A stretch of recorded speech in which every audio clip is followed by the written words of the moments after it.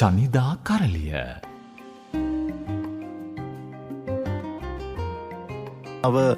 පුරවන්නට හැකිවුණු සිනහ ඔස්සේ බොහෝ දේවල් ගැන හිතන්නට පෙළඹවීම ඇති කරපු ප්‍රකට නළුවෙක් ගැන සාමාන්‍යයෙන් අපි මීට පෙර එවැනි අවස්ථාවක් මීට වසර එකහමාරකට පමණ කලින් අපි උදා කරගත්තා මාලන් බ්‍රැන්ඩෝ කියන ලෝක ප්‍රකට නළුවා පිළිබඳව කතා කරන එම්.ඩී. මහින්දපාල මහත්මයා ඔහුගේ චරිතාප්‍රදානය සිංහල පාඨකයා අතට ලාංකේය පාඨකයා අතට පත් කරාට පස්සේ අපි ඔහු පිළිබඳව යම් කතා බහක් නියැලුණා. ඊට පසුව මම හිතන්නේ අපි විදෙස් රටක හිටපු කලාකරුවෙක් පිළිබඳව කතා කරන පළමු අවස්ථාව.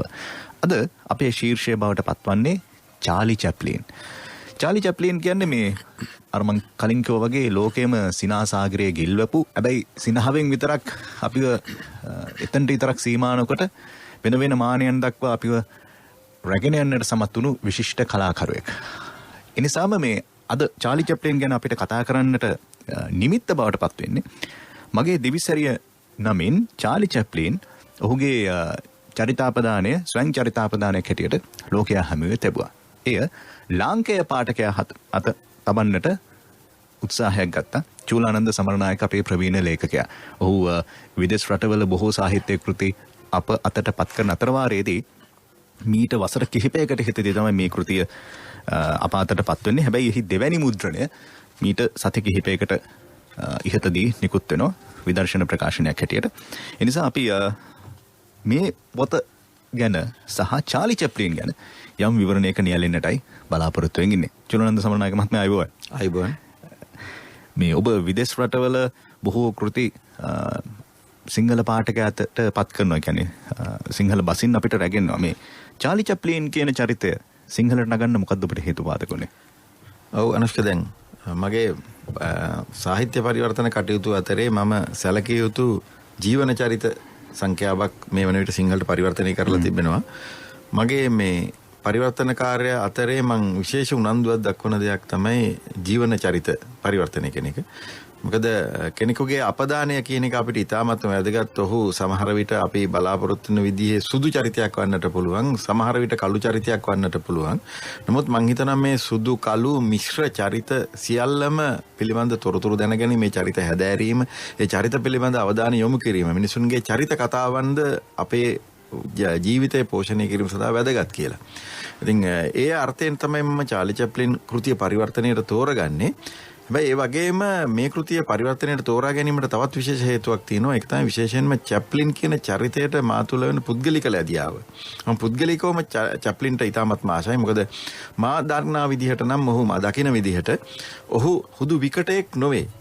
ඒ විකටයා කියන භූමිකාවෙන් බොහෝ ඔබ්බට ගිහිල්ලා වඩා ගැඹුරු තැනකින් ජීවිතය අල්ලගන්නට සමත් වෙච්ච චරිතයක් තමයි චාලි චැප්ලින් කියලා කියන්නේ. ඇත්ත වශයෙන්ම ගත්තොත් චැප්ලින්ගේ මුළු සිනමා දිවිය පුරාම විටින් විට අපිට දකින්නට ලැබෙන දේ තමයි ඔහුගේම ජීවිතය. අපි මේ කතා බහ කරන මොහොත ඉතාමත්ම වැදගත්. මොකද චැප්ලින්ගේ විශිෂ්ටතම සිනමා නිර්මාණයක් වන ද කිඩ් කියන සිනමාපටය, විශේෂයෙන්ම මේ චිත්‍රපටය පුලාම අපි දකින්නේ චැප්ලින්ගේ ළමා කාලය. ජැකි ගූගන් කියන ළමා නළුවා තමයි මේ චරිතයට පනපවන්නේ.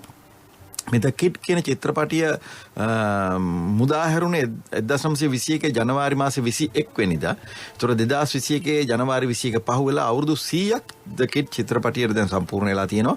තවමත් ලෝකයේ පුරාම මේ සිනමාපටය අත්කරගෙන තියෙන ජනප්‍රියත්වයේ කතානාද චිත්‍රපටිය ඇවිල්ලා විවිධ තාක්ෂණ පෙළහර ඇවිල්ලා ලෝකයේ වෙනම තැන්වලට ගමන් කරමින් තාක්ෂණ විප්ලවයන් සිදු කරමින් යන කාලයක වුණත් තවමත් මේ අවුරුදු 100කට ඉහතදී නිර්මාණය කරපු නිහඬ චිත්‍රපටි, කළුසුදු චිත්‍රපටි ඉතාමත්ම ප්‍රබලව මිනිස් ජීවිතයට බලපෑම් ඇති කරනවා. ඒකෙන් අපිට පේනවා මං හිතන්නේ මේ චිත්‍රපටි තුල කතා කරන තේමාවන්, මේ චිත්‍රපටිවල නිර්මාණයේ, ඒ චිත්‍රපටිවල ගැඹුරුකම කොතරම්ද කියලා. ඒක නිසා මෙවන් ගැඹුරු සිනමාවක් අපට දායාද කරපු නිහඬ සිනමාව තුල යෝධයෙක් බවට පත් වෙච්ච ෂෙල්ටන් පයාගල සහෝදරයාගේ වචනෙන් කියනවා නම් චැප්ලින් පිළිබඳ ලංකාවේ වැඩිම හැදෑරීම් කළ පුද්ගලයා මා දන්න තරමින් ඕකන විශ්වන සියවසේ විශ්මය බවට පත් වෙච්ච මේ පුද්ගලයාගේ චරිතාපදානය මම පුද්ගලිකව ඇලුම් කළා වගේම මම විශ්වාස කරා ඒක ලංකාවේ පාඨකයන් කියවිය යුතුමයි කියලා.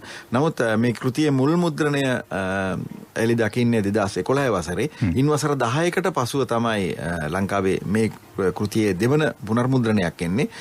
ලංකාවේ මම හිතන්නේ විශාල සංඛ්‍යාවක් ඉන්නවා කලා සාහිත්‍ය ක්ෂේත්‍රවල සම්බන්ධ වෙලා ඉන්න අය. නමුත් පිටපත් 1000ක් අලවිවන්නට වසර 10කට ආසන්න කාලයක් ගත වුණා. මම හිතන්නේ මේක ඇතුලේ අපේ කියවීමේ තියෙන යම් යම් ප්‍රශ්නත් මං හිතනවා අපිට යම් ආකාරයකට අපිට නිරූපණය වෙනවා කියලා. අපිට මේ අපි චැප්ලින් හරියට අඳුනගත්තේ නැද්ද? අල්ලගත්තේ නැද්ද? මොකද මම හිතන්නේ චැප්ලින් එක පැත්තෙන් එහෙම ඒ ප්‍රශ්නේ අපිට නිකන් පැත්තකින් තියන්න නැත්නම් මොකද ලංකාවේ ඉන්න විශිෂ්ට නළුවන් අපි කොච්චර දුරට අල්ලගෙන තියෙනවද සම්බන්ධයෙන් ලක් කරලා තියෙනවද කියලා කාරණාවත් ඇතුලේ. ඔව් ඇත්තටම මේ ලංකාවේ කියන්නේ හාස්‍ය කියන එක අපි හරියට අල්ලගෙන තියනවාද කියන එක. අපි හිතන්නේ මොනවා හරි දෙයක් කරලා මිනිසුන් හිනස්සන එක තමයි හාස්‍ය කියලා කියන්නේ. එහෙම තැනක අපි තාමත් ඉන්නේ. එතනින් එහාට ගිහිල්ලා මේක ගැඹුරු තැනකට ගෙන යාමට සමත් ශිල්පීන් 14ක් තමයි අපිට බිහි වෙලා ඉන්නේ.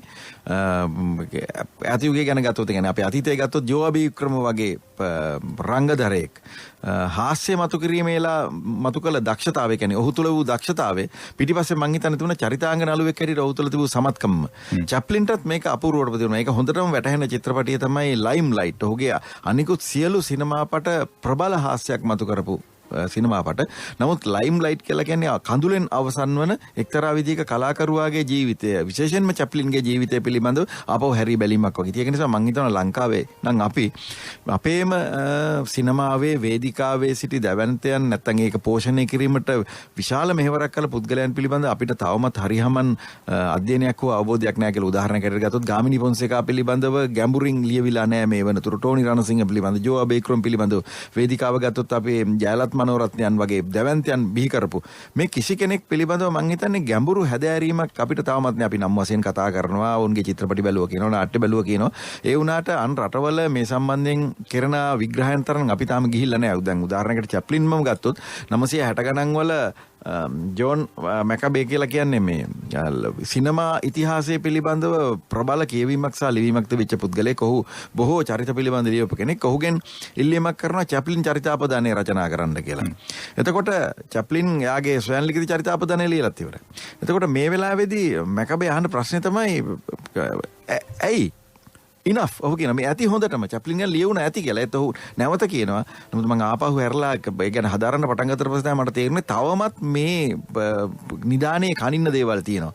ඉතින් අන්න ඒක තමයි වැදගත්ම දේ. චැප්ලින්ගේ මේ චරිතයේ තියෙන වැදගත්කම ඔහු අපෙන් වෙන් වෙලා ගිහිල්ලා දශක ගානක් ගියාට පස්සෙත් තවමත් අපිට ඔහු ගැන හොයන්නට, ඔහුගෙන් දැන ලබා ගන්නට, ඔහුගෙන් මම කියන්නේ අපේ ජීවිතේ උකහා ගන්නට බොහෝ දේවල් තියෙනවා. ඒ විදිහටම මම විශ්වාස කරනවා ලංකාවෙත් අපිට මගහැරිච්ච, අහිමි වෙච්ච විශාල සංඛ්‍යාවක් ඉන්නවා නිර්මාණකරුවන්, රංගදරයන්, සිනමාකරුවන්, නාට්‍යකරුවන්. මම හිතන්නේ අපි ඒ පිළිබඳවත් අවධානයක් යොමු කළ යුතුයි කියලා.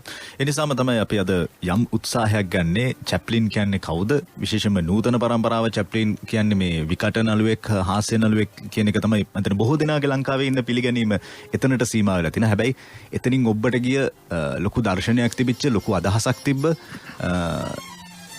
නිර්මාණකරුවෙක්. ඒ නිසා අද අපේ උත්සාහය සැකවින් හෝ චැප්ලින් සොයා යන්න, පුළුවන් නම් චැප්ලින්ව හදාරන්න, චැප්ලින්ව සොයා යන්න, චැප්ලින්ගේ බොහෝ දේවල් අපට මුණ ගැසේවි. ඒ මුණ ගස්සන්නට අවශ්‍ය පාරයි අද ශනිදා කරලින් චූලානන්ද සමරනායකයන් සමග අපි මේ ගොඩනගමින් ඉන්නේ.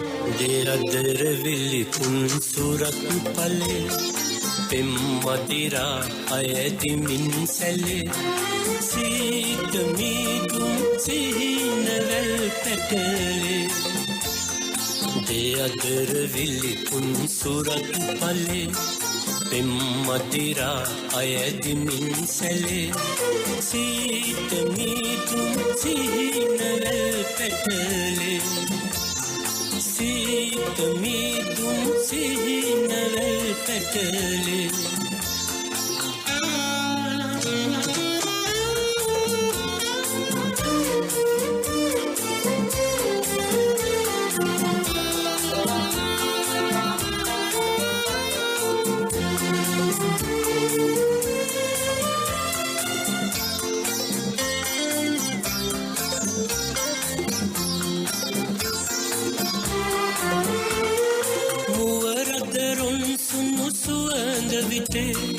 මින්දද දවසක ගෙනෙනු ඇත නිලුපුල් නෙත් රත් තඹුරු වෙතේ කැඳවයි ඔබ තවුතිසා වෙතේ ජීවිතේ මී බින්දුවක් වාගේ ඒ අදර විලි කුන් සුරත් පලේ පෙම් මදිරා අයදිමින් සැලේ සීත මීදුම් සිහිනවැල් පැටලේ සීත මීදුම් සිහිනවැල් පැටලේ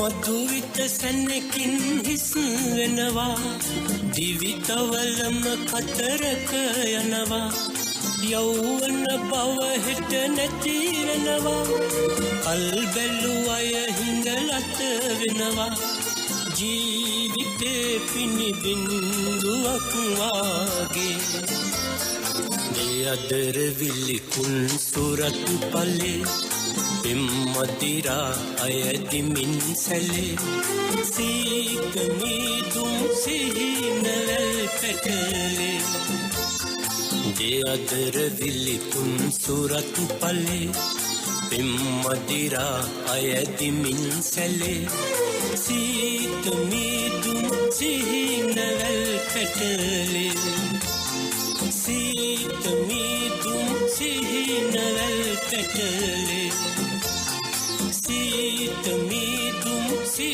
City FM ශනිදා කරලිය අද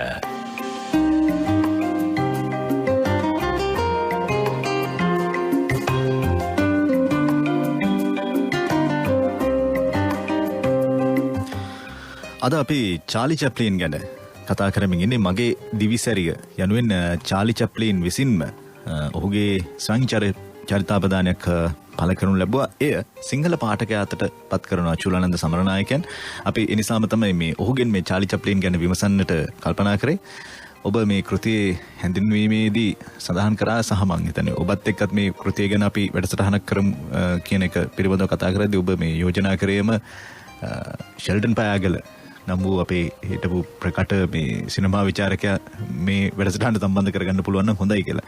මතනේ ෂෙල්ටන් පයාගලගේ බලපෑම සහ මඟ පෙන්වීම එක්ක තමයි ඔබ මේ කෘතිය මේ අපේ අතටපත් කරන්නේ. ඔව් ඇත්තටම මේ ෂෙල්ටන් අපාතර නොමැතිවීම ඉතාම බරපතල ඛේදවාචකයක් මේ මොහොතේ. මොකද මම චැප්ලින් චරිතය සිංහලට නගන්නට ඕන කියන අදහස යෝජනා කරපු මොහොතේ ඉඳලා මේ වැඩේ අවසන් වෙනකල්ම මගේ පිටිපස්සෙන් හිටපු පුද්ගලයා තමයි ෂෙල්ටන්. ඔහු Taman සතු තිබූ චැප්ලින් පිළිබඳ ලියවිච්ච බොහෝ කෘති මට ලබා දුන්නා. මේ විතරක් නෙවෙයි විවිධ පාර්ශ්ව මට මේ කටයුත්තේදී උදව් කරා. උදාහරණයක් හැටියට පී.බී. ජයසේකර සහෘදය ලංකාවේ ප්‍රකට නවකතාකරුවෙක් නිර්මාණකරුවෙක්. ඔහු 960 ගණන් වල පළවෙච්ච ටයිම් සංග්‍රහාවක් චැප්ලින් පිළිබඳවම කළපු සංග්‍රහාවක්. මට තැපෑලෙන් එවුවා මේකත් ඔයා ප්‍රයෝජනයට ගන්න කියලා. ඒක නිසා මේ චැප්ලින් කෘතියේ තියෙන ඇතැම් ඡායාරූප ඔහුගේ චරිතාපදානයේ තිබිච්ච ඡායාරූප වලටත් වඩා වැඩි. සමහර ඡායාරූප වැදගත් කියලා හිතන ඡායාරූප වෙනම එකතු කළා. ඒකට ඊළඟට ඔහුගේ සිනමා ඉතිහාසය ඔහුසින් කරන සිනමා නිර්මාණ පිළිබඳව වෙනම උපලේඛනයක් ඇතුළත් කරා මේකට. ඊට අමතරව මම චැප්ලින් පිළිබඳව විශාල වශයෙන් කියවන්නට පෙළඹුණා. ඒකෙදී මට මතකයි ෂෙල්ටන් අපේ ගෙදර ඉඳගෙනම චැප්ලින් සම්බන්ධයෙන් ඒ දවස්වල අපිට හොයාගන්නට පුළුවන් වෙච්ච VCD සියල්ල අරගෙන ඇවිල්ලා අපි ගෙදර නරඹපු හැටි. ඒ නරඹන ගමන් ඔහු චැප්ලින්ගේ රංගනය පිළිබඳව විවිධාකාරයෙන් ලියපු හැටි.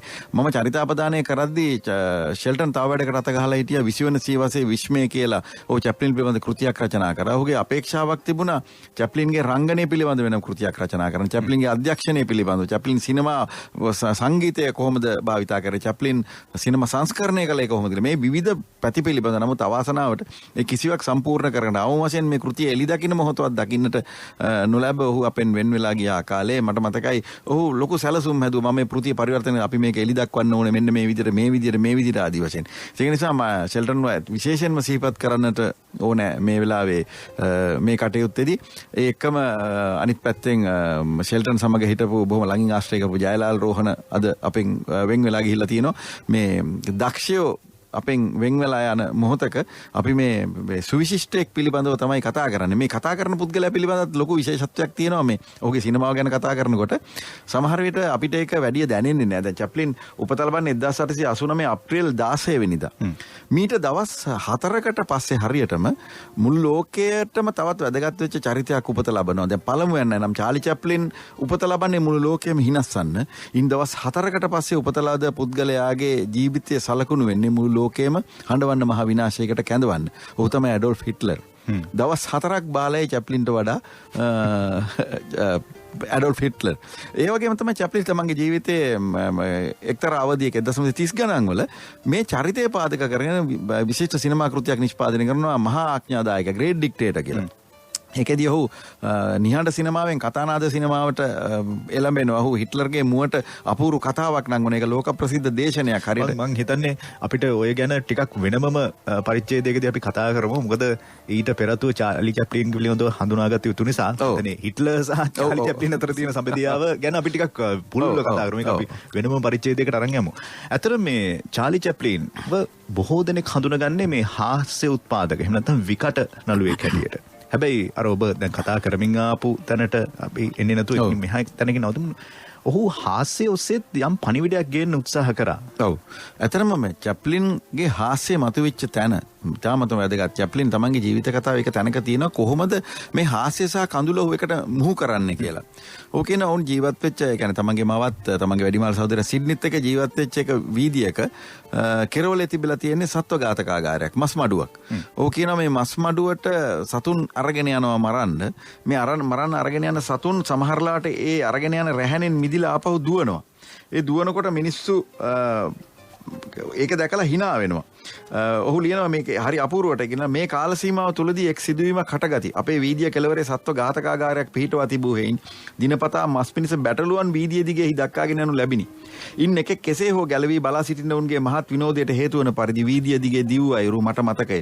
සමහරව කොටු කර ගැනීමට මාන බලද්දී අනෙක් අය කලබලයේ පිට එකා පිට එක ඇද වැටුණෝය. උගේ කලබලකාරී බව හා පැනදිවීම කෙතරම් හාස්‍යජනකසේ පෙනුනේදයි කිවහොත් මම ප්‍රීතියෙන් ප්‍රමුදිතව කොක් හඬලා ඇවිමි. එහෙත් ඌ අල්ලා ගනු ලැබුව නැවත මස් මඩුව කරා ඇදගෙන යනු ලබද්දී මේ කේදාන්තයේ ගැබ්බු කටුක යථාර්ථය වැටහි ගියෙන් මම මහා හඬින් කෑ ගහමින් හා වැළපෙමින් ගෙතුලට අම්මා වෙතට දීගෙමි. අනේ ඒගොල්ලෝ මරන්නයි යන්නේ. අනේ ඌව මරන්නයි යන්නේ. එම හුදකලා වසත් සන්ධ්‍යාව හා හාස්‍යජනක ලුහු බැඳීම බොහෝ කාලයක් ගෙවෙන අතුරා මසිතේ රැඳී තිබිනි. එසේම මේ සිදුවීම මගේ අනාගත සිනමා පටයන්හි මූලික පදනම එනම් කේදය හා ප්‍රහසනය යන ද්විත්වයේ සහ සම්බන්ධය තහවුරු නොකළේදයි මම කල්පනා කරමි. අතරම චැප්ලින් හරි අපූර්වට කියන දේ තමයි කොහොමද හාස්‍ය සහ අනිත් පැත්තෙන් ජීවිතයේ ගැඹුර ඔහු අල්ලගත්තේ කියන එක. ඒ වගේම මේ චැප්ලින්ගේ හාස්‍ය මැවීම කියන එකේදී චැප්ලින් පැහැදිලිවම සඳහන් කරන දෙයක් තමයි හාස්‍ය කියලා කියන්නේ මොනවා හරි අත්වැරදීමක් නැත්තම් මොනවා හරි කලබගෑනියක් කරලා hina වෙන එක නෙමෙයි කියන එක. ඔහු කියන්නේ මගේ ජීවිතේ පුරාම මගේ හාස්‍ය පිටිපස්ස තිබුණේ මගේ වේදනාව. හැබැයි මගේ වේදනාව මම තවත් කෙනෙකුට වේදනාවක් කළේ නෑ. මං වේදනාවින්දට හැමතිස්සෙම මගේ දෙතොල්ලේ තිබුණේ සිනහව.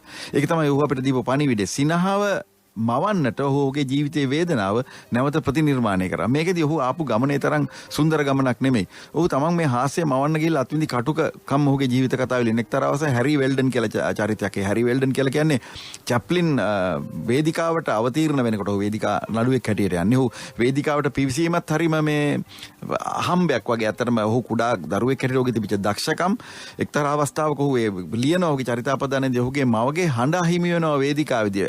ඔහුගේ මව ඒ වෙන විට නාටිකාංගනාවක් නැත්තම් ගායිකාවක් හැටියට සේවය කරන්නේ ලන්ඩනේ අර කම්කරු පන්තියේ අනේන අවන්හලක නැත්තම් තැබෑරුමක. මේ තැබෑරුමේ මිනිස්සු හරි රළු කෑකෝකස් ගහන ඊළඟට පොඩ්ඩක් හරි වැරදිච්ච ගමන් අනිත් එක්කෙනාට ගර්හා කරන බොහොම රළු පරළු මිනිස්සු.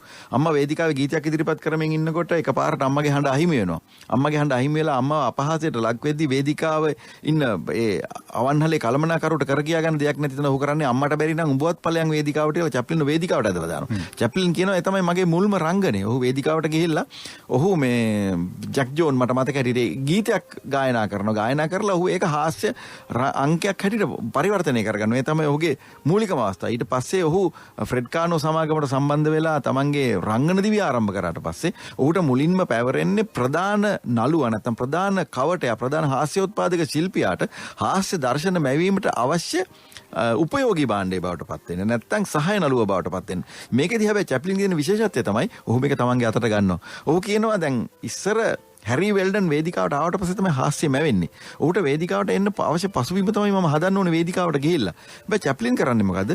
චැප්ලින් වේදිකාවට ගිහිල්ලා හැරි වෙල්ඩන්ට පසුබිම හදන අතරේ තමන්ගේ අනන්‍යතාවය ගොඩනගනවා. මේක දරා ගන්න බැරි වෙනවා අර ප්‍රකට නළුවට. ඔහු කුඩු කේඩු විදියට සලකන්න පටන් ගන්නවා. චැප්ලින්ට ගහන්න පටන් ගන්නවා. ඒ දැන් වේදිකාවේදී හාස රංගනයක් මවන්න පහර දෙන්න ඕන වුණාම ඒක රංගනයෙන් ඔබට ගිහිල්ලා චැප්ලින්ට හොඳටම ගහනවා සමහර ලාවට. ඉතින් ඒ වගේ අවස්ථාවලදී චැප්ලින් විඳපු වේදනාවන් ඔහු ඉතා අපූර්වට සඳහන් කරනවා ඔහුගේ ජීවන කතාවේදී. එක් අවස්ථාවකදී ඔහු කියනවා තමන් ඒ වේදිකාවේ එහෙම රංගනයක් ඉදිරිපත් කරද්දී ඔහු තමන්ගේ නායෙන් ලේන්න පහර දෙනවා කියලා. නාහෙන් ලේ පනින්න ප්‍රධාන නළුව ගහනවා.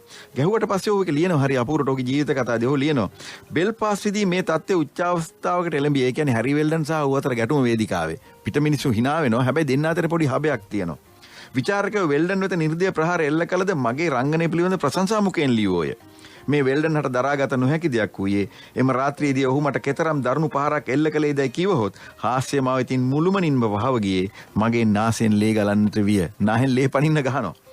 රංගනයේ හමාරුව පසු මම ඔහුට කතා කළ රංගනයෙන් හමාරුව පසුව ඔහුට කතා කළ මම යලිත් එවන්නක් කළහොත් බර එසවීමේ පොල්ලක්ගෙන වේදිකාව මැදදීම ඉන්න ඔහුගේ ඉස්මොල පනින්නට පහර දෙන බව පවසා මා කෙරේ ඊර්ෂ්‍යාවක් ඇතනම් ඒ මගෙන් පිට කර ගැනීමට නොසැරසෙන මෙන් දැන්වීමි. එතකොට වෙල්ඩන් කියන මාර කතාවක්. උඹ ගැන ඉරිසියයි කිව්වා? නේපත්‍යාගාරයට යන අතරේ ඔහු සෝපාහසි සොරෙන් කීවේය. දැනගනින් උඹේ මුළු ශරීරෙම තියෙන දස්සකම් වලට වඩා අම්බස්සකමක් මගේ පස්සපැත්තේ තියෙනවා. චැප්ලින් දෙනවා උත්තරයක්. තමුසේගේ දස්සකම තියෙන එතන තමයි. ඔහුට එසේ කඩා පැන්න මම හනික නේපත්‍යාගාරයේ දොර වසා ගතිමි. මේ චැප්ලින්ගේ හාස්‍ය කියලා කියන්නේ පහසු ගමනක් නෙමෙයි. ඊ타ත්ම දරුණු කටු අකුල් පිරි මාවතක් ඔස්සේ තමන්ගේ ජීවිතයේ ඛේදය අන් මිනිසුන්ට සිනහ වීමට සහ ජීවිතයේ ගැඹුර වටහා ගැනීමට අවස්ථාවක් සලසා දීම තමයි චැප්ලින්ගේ ජීවිතයේ තිබිච්ච විශේෂත්වය. ඔබ මේ කෘතියේම හඳුනන අර බොහොම කොට මිනිසෙක් බුරුසු රැවුලක් තියෙන මුදුන රවුම් හැට් එකක් ඔප්පියක් බැලඳි කෙනෙක් මෙච්චර පුංචි මිනිසෙක් ලෝකේම එක්තරා විදිහක බලවත් චරිතයක් බවට පත් වෙනවා. එතන ඔහු ජන්මලාභය රට මේ ලැබපු රටෙන් ඔහු ඇමරිකාවට සංක්‍රමණය වීම තමයි ඔහු ගොඩනගෙන එක්තරා විදිහක හේතුවක් බවට පත් වෙන්නේ. ඔව් ඇත්තටම චැප්ලින් එක හරියටම තෝරගන්නවා. චැප්ලින් වටහා ගන්නවා මේ වේදිකා රංගනයට සීමා වෙලා එංගලන්තය තුල ජීවත් වීම කියලා කියන්නේ මගේ ජීවිතේ එක්තරා විදිහකට කොටු වීම. ඔහු එංගලන්ත වාසියෙක් වේවි. නැත්නම් ඔහු මහා බ්‍රිතාන්‍යයේ පුරවැසියෙක් බවට පත් වේ. නමුත් විශ්ව කලාකරුවෙක් බවට පත්වන්න නම් මම මේකෙන් එහාට යන්න ඕන කියලා. ඔහු හරියට ඒ අවස්ථාව තේරුම් ගන්නවා. ඔහු වේදිකාවෙන් ඇමරිකාවට සංක්‍රමණය වෙනවා. ඔහුගේ ජීවිත විශේෂත්වය තමයි ඔහු Taman ගමන් කරපු නැවේ තුන්වෙනි පන්තියේ මගියෙක් හැටියට තමයි ඔහු නාට්‍ය සමාගමක් එක්ක ඇමරිකාවට යන්නේ. ඔහු නැවත තමන්ගේ රටට ඒ නැවේම පළවෙනි පන්තියේ මගියෙක් හැටියට පසු කාලෙක එනවා. මේ කාලේ අතරතුර කොච්චර දේවල් සිද්ධ වෙනවද? ඒ වගේම චැප්ලින් කියනවා තමන්ගේ අර පාදඩයා කියන චරිතය නිර්මාණය කිරීමේ අවස්ථාව කියනවා මේකේ තියෙන ප්‍රතිවිරෝධයන්. ඇඟට හිර වෙච්ච කමිසෙ, ලිහිල් එල්ලා වැටෙන කලිසම, টොප් හැට් එක, වේවැල් බස්තම, දෙපසට දිගු වෙච්ච දෙපා මේ හැම දෙයකින්ම ඔහු ප්‍රතිවිරෝධයන් තමයි ගොඩනගුවේ. මේකම තමයි හාස්‍ය මතු කරන්නට ඔහු නිර්මාණය කරගත්තේ. නැත්නම් ඊට කලින් ඔහු වෙන වෙන රංගනයන් ඉදිරිපත් කරමින් හිටියේ. ඔහු තමන්ගේ අනන්‍යතාවය ගොඩගත්තේ ඒ විදිහට. ඔහු වෙලාව තේරුම් අරගෙන ඔහු වේදිකාවෙන් සිනමාවට එනවා. සිනමාවෙන් ඔහු තමන්ට කරන්න පුළුවන් දේවල් කරනවා. ඒ එක්කම ඒ අතර වාරයේදී ඔහු තමන්ගේ ජීවිතය පෝෂණය කරගන්න අතර අන් අයගේ ජීවිත පෝෂණය කිරීමට විශාල මෙහෙයක් කරනවා. හැබැයි මේ ජීවිතය කියලා කියන්නේ සරලව ගලාගේ ජීවිතයක් නෙවෙයි. විශාල ප්‍රතිවිරෝධයන් බහුල ඔහුගේ ජීවිත කාලය තුළ ඔහු විවාහ 3ක් කරගත්ත පුද්ගලෙක්. ඊට අමතරව ඔහුගේ ජීවිත කාලය තුළ ඔහුට චෝදනා එල්ලුණා ස්ත්‍රී සම්බන්ධකම් පිළිබඳව. ඔහු මුගේ මුල් විවාහ දෙකේදීම ඔහු ලාබාල තරුණියන් දෙදෙනෙකු සමග විවාහ වෙන්නේ. පළවෙනි විවාහයේදී වයස අවුරුදු 16යි මට මතකයි. දෙවෙනි විවාහයේදී වයස අවුරුදු 16යි. ඌණ අවුරුදු 18ේදී ඔහුගේ සාර්ථකම විවාහය ඔහු සමග සිව්වැනි විවාහනේ. ඔව් ඒකෙදී ඔහු ඌණ සමග විවාහනයේට දෙදෙනා අතර වයස් පරතරය අවුරුදු 36ක්. හැබැයි චැප්ලින් තමන්ගේ ජීවිත කතාවේදී ලියනවා මගේ ජීවිතේ සතුටුදායකම කාල පරිච්ඡේදය මට හමු වුණේ ඌණ හමුුණාට පස්සේ කියලා. චාලි චැප්ලින්ගේ පුතා පසු කාලෙක කියනවා ඌණ චැප්ලින්ට සැලකුවේ දේවත්වෙන්. ඒ තරමට ගැඹුරු ආලයක් තමයි උන් දෙදෙනා අතර තිබුණේ. ඒක තමයි චැප්ලින් ජීවිතේ හොයාගත්තු මොහොත මම හිතන්නේ. චැප්ලින් මිය ගියාට පස්සේ ඌනා මිය යන්නේ චැප්ලින්ගේ වියෝ දරා ගන්නට බැරුව බීමත්කමට වැටිලා ඒ මානසික පීඩාවෙන්. ඒක නිසා මේ මහා පුරුෂයාගේ ජීවිත කතාව ඇතුලේ නැගීම්, බැසීම්, ඇදවැටීම්, පහර දීම්, පහර කෑම් මේ සියල්ලම තියෙනවා. ඒ ගැන අපි උත්සාහ කරන මේ දෙපැය පුරා ඔබට යම් විදිහක අවබෝධයක් ලබා දෙන්න. මොකද මේක එක පැත්තකින් චාලි චැප්ලින් ඔබට නැවත සොයාගන්න සහ ඔබ චාලි චැප්ලින්ගේ සිනමා පාට මේ වෙනකොටත් අන්තර්ජාලය ඔස්සේ බලලා ඇති. ඒක සමහර අවස්ථාවලදී මේ හාස්‍ය උත්පාදක සිනමාවට පමණක් ඔබ ඔහුව සීමා කරලා ඇති සහ ඔබට එහෙම අදහසක් තමයි බොහෝ විට සමාජයෙන් ලැබිලත් ඇත්තේ. හැබැයි ඉන් එහා ගිය නිර්මාණකරුවෙක් චාලි චැප්ලින් ඇතුළින් අපි ඊළඟ අවස්ථාවේදී ඒ නිර්මාණකරුවා හොයන්නයි බලාපොරොත්තු වෙන්නේ.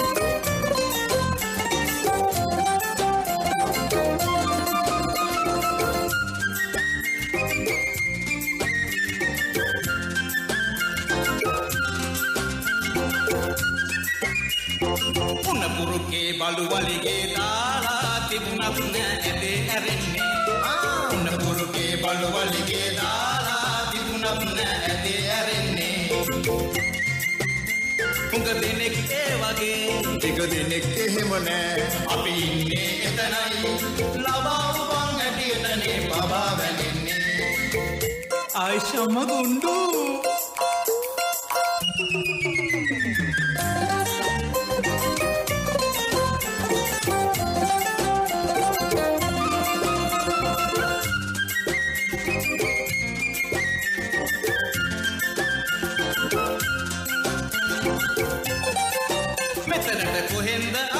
මෙතනින් කොහෙද යන්නේ? හරියට කවදද යන්නේ? ඉන්නේ කීද හොද නොදැන නැටුම් නටන්නේ? ඉන්නේ කීද හොද නොදැන නැටුම් නටන්නේ? විඩක් කැමති, විඩක් අකමැති, කැමති අකමැති.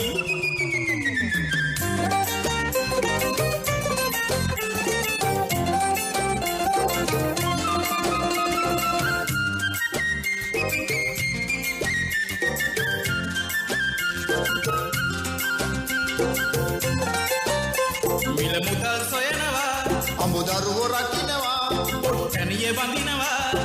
යනකොට කිසිවක් නැහැ හිස් රතින්ම යනවා.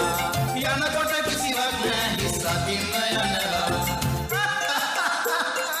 ආයිෂම ගුඬු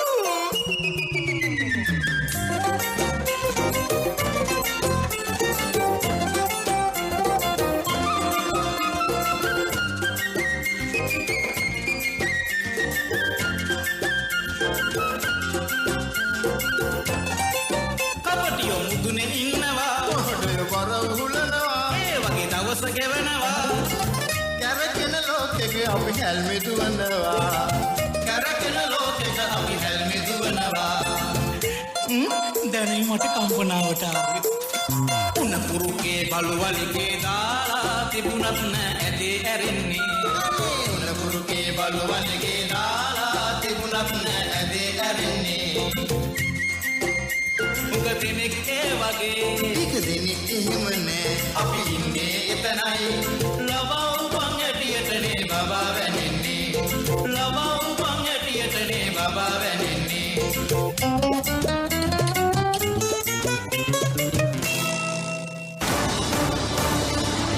විද්‍යුත් මාධ්‍යකරණයේ ස්වදේශීය සලකුණ ජාතික ගුවන් විදුලිය 95 වැනි වසර අභිමානයෙන් සමරන වගයි. FM 89.6 FM 89.8 දිවයින පුරා City FM.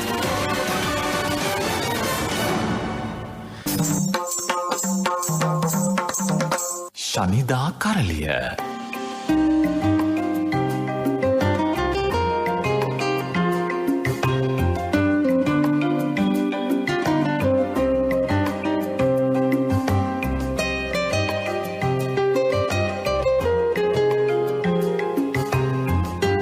අපි අද චාලි චැප්ලින් ගැන මේ විමසමින් සිටින්නේ. ඒට හේතුපාදක වෙන්නේ මගේ දෙවිසරිය නමින් චාලි චැප්ලින් ඔහුගේ ජීවිත කතාව කෘතියකට නැගුවා. එහි සිංහල පරිවර්තනය අප අතට පත් කරන අචුලානන්ද සමරනායක.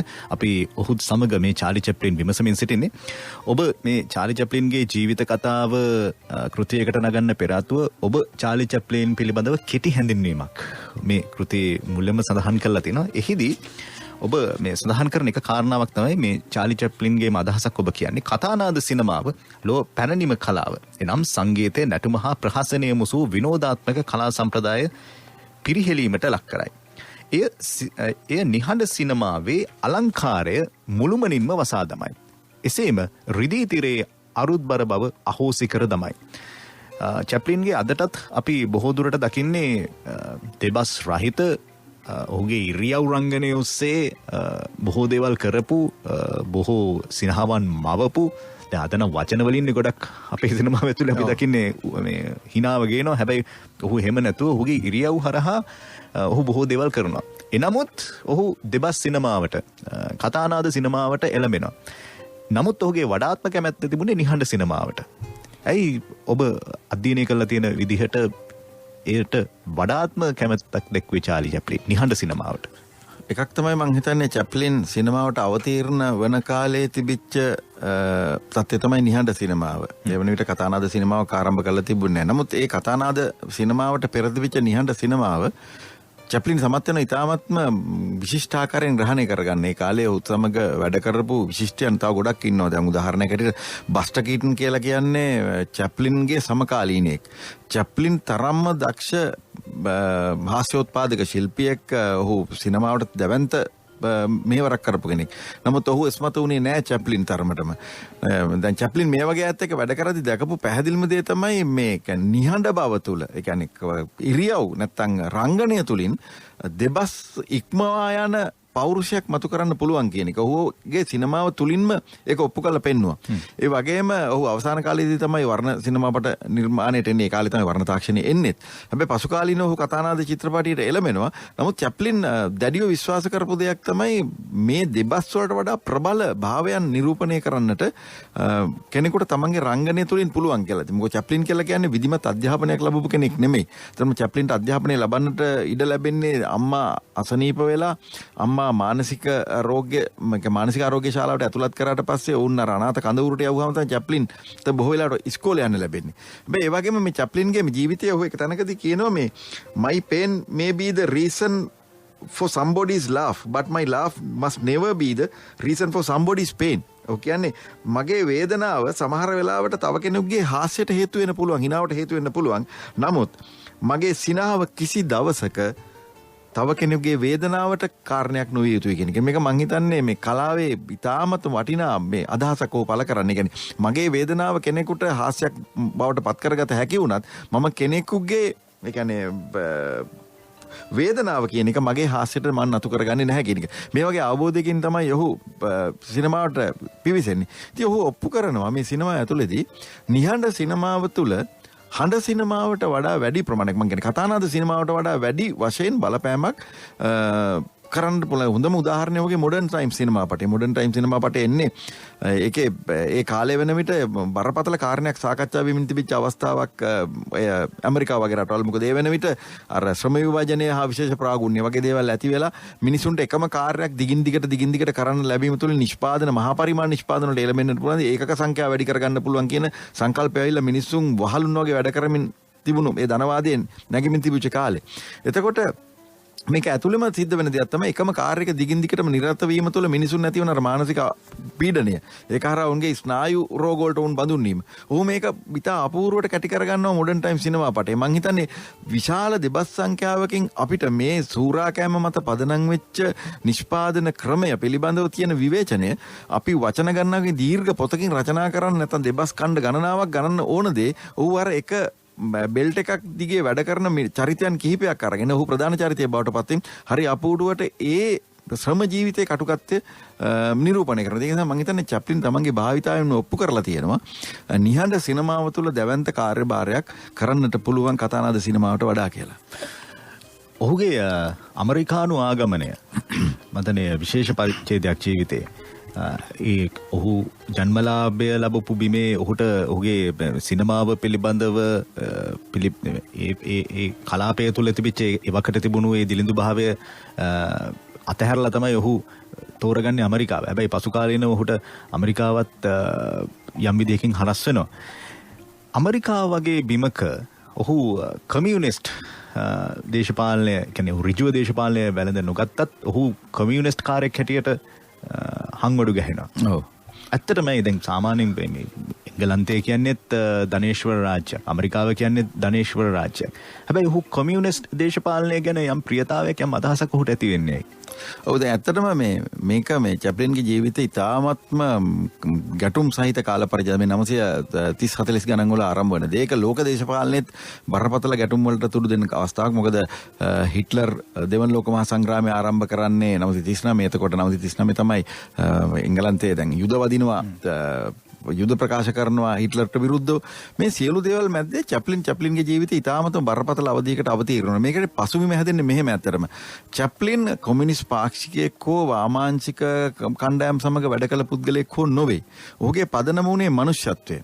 ඔහුගේ මනුෂ්‍යත්වයේ මත පිටලා තමයි වැඩ කරේ. හැබැයි මේ වෙද්දී ඇමරිකා එක්සත් ජනපදයේ තුන මැකාතිවාදය කියලා එකක් සෙනෙට් සභික මැකාති මේ කොමියුනිස්ට්වාදීන් දඩයම් කිරීම කියන මහා ව්‍යාපාරයක් ආරම්භ කරලා විශාල පිරිසක් ඒකෙන් පීඩනයට ලක් වෙනවා. මෙන්න මේ රැල්ලට චැප්ලින් අසු වෙනවා. ඒකට එක පසුබිමක් හැදෙනවා. දැන් දෙවන ලෝක යුද්ධය ආරම්භ වීමත් සමගම චැප්ලින්ට ආරාධනයක් ලැබෙනවා දෙවන පෙරමුණක් ගොඩනැගීම සඳහා වන ව්‍යාපෘතියේ යම් අදහස් පළ කිරීමකට. මේ දෙවන පෙරමුණක් කියන අදහස් කරන්නේ දැන් බරපතල විදිහට ස්ටලින්ග්‍රාඩ් දක්වාම මොස්කව් වලින් පටන් අරන් නාසි හමුදා රුසියාවට ඇතුල් වෙලා දිගට ගහගෙන යනවා. දැන් රුසියානු හමුදාව පහුබෑගෙන කියලා ස්ටලින්ග්‍රාඩ් වලින් තමයි ආපහු හැරලා ගහන්න පටන් ගන්නේ. දැන් මේ වෙද්දී ධනේශ්වර ලෝකේ කල්පනා කරමින් ඉන්නවා හිට්ලර් දෙයනේ කියලා මේ සමාජවාදී රාජ්‍ය කුඩුපට්ටම් කරලා දාව. එක්තරා අවස්ථාවක වුන් බලාපොරොත්තු වෙනවා දැන් නාසි වාදයේ ඇතුලේ Tamanට අනබිමත සතුරා විනාශ වෙලා යයි කියලා. දැන් මේ වෙලාවේදී තමයි අදහස එන්නේ දෙවෙනි පෙරමුණක් ගොඩනැගීම. දෙවෙනි පෙරමුණක් ගොඩනැගීම සෝවියට් දේශයේ ප්‍රමුඛ කරන ඔවුන් ශක්තිමත් කිරීමේ වදන. ඒතර මේ ලෝකයේ සාමය උදෙසා නැත්තම් මේ නාසිවාදයට එරෙහිව කරන අරගලය වෙනුවෙන් චැප්ලින් අර දෙවෙනි පෙරමුණ වෙනුවෙන් පෙනී සිටිනවා. නමුත් ඔහු ඒක පෙනී සිටින්නේ මේ එක්තරා විදිහක ඔහුගේම පුද්ගලික මැදිහත් වීමක් වගේම ඔහු මට හරියටම නිශ්චිත චරිතය මතක නැහැ. ඔහු කියනවා එක්තරා රාජනායකයෙක් මේක අමතන්න නියම වෙලා සිටියා මේ දෙවෙනි පෙරමුණ ආරම්භ කිරීමේ කතාව. ඔහුට එන්න වෙන්නේ නැහැ කියලා තමයි මට කතා කරන්න කිව්වේ. ඔහු මේ ආමන්ත්‍රණය තමයි ඔහු දඩයම් කරන්නට පටන් ගන්න. එතනින් තමයි ඔහු කොමියුනිස්ට් කාර්යයක් හැටියට හංවඩු ගහන්න පටන් ගන්න. ඊළඟට ඔහුගේ යුදෙව් මූලයක් තිබුණා කියලා තව කතාවක් එන්නට පටන් ගන්න. ඒ අතර ඔහුගේ පෞල් ජීවිතේත් ආරෝල් තොගයක් පටන් ගන්නවා. ඒ අතරේ ඔහුට පැටලෙනවා ඔහු කෙටි අසුරක් පවත්වපු ජෝන් බැරි කියන කාන්තාව තමන්ට ලැබුණු දරුවා චැප්ලින්ගේ දරුවෙක් කියලා ඔහුට විරුද්ධව නඩුවක් පවරනවා. මේ සියල්ලම එකට ගැට ගැහිලා චැප්ලින් මහා කලබගෑනීකට ලක් වෙනවා. ඒක තමයි මම හිතන්නේ චැප්ලින්ගේ ජීවිතයේ ඔහු මුණ දීපු දුෂ්කරතම කාල පරිච්ඡේදය. ඔහු එක අවස්ථාවකදී කියන ඔබේ කෘතියේ එය සඳහන් කරලා තියෙන සහෝදරවරුනි මම කමියුනිස්ට් වාදියෙක් නොවෙමි. හුදු මිනිසෙක් වන මම මනුෂ්‍ය ප්‍රතික්‍රියා පිළිබඳ මට අවබෝධයක් ඇතැයි සිතමි. කමියුනිස්ට්වරු කිසිසේත්ම අන් අයට වඩා වෙනස් වර්ගයක් නොවේති. ඔවුන්ට අතක් පයක් අහිමි වූ විට මේ අප මෙන්ම වේදනා විඳිනා ඔවුහු අප සැම මියනා පරිද්දෙන්ම මිය යති. එසේම කමියුනිස්ට්වරයෙකුගේ මවද අන් සෑම මවක් හා සමානය. ඇගේ පුතු යුද පෙරමුණේ සිට නැවත නොෙන්නේ යන ඛේදවාචී පුවත ලැබුණු විට ඇයද වැළපෙනුයේ අන් ඕනෑම මවක පරිද්දෙනි. ඔව්.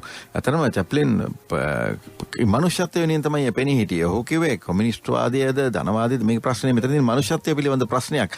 ඇයි කොමියුනිස්ට්වාදීය දේශපාලන දහමක් වූ පමණින් ඔවුන් අපි ලෝකෙන් පිළිකෙව් කරන්නේ මේ හරහා ඔව් පසු කාලිනවට නිකිතා ක්‍රුෂෙෆ් හමු වෙනවා.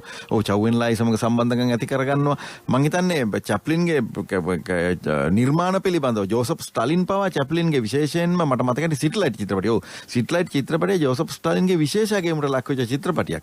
මේ වගේ ඔහු ලෝක සම්භාවනාවට පාත්‍ර වෙච්ච පුද්ගලෙක්. නමුත් අවාසනාව කියලා කියන්නේ මේ දේශපාලන කලිකලහයන්ට මැදි වුණාට පස්සේ ඒ නිර්මාණකරුවා විනාශ කරන දේශපාලන ව්‍යාපාරයන් මැදිහත් වෙන ආකාරය චැප්ලින් පිළිබඳව රචනා කරන බොහෝ අය කියන දෙයක් තමයි මේ FBI ව්‍යාපෘතියක් ඇතුලේ චැප්ලින්ව දඩයම් කිරීමට වෙනම වැඩපිළිවෙලක් තිබුණා.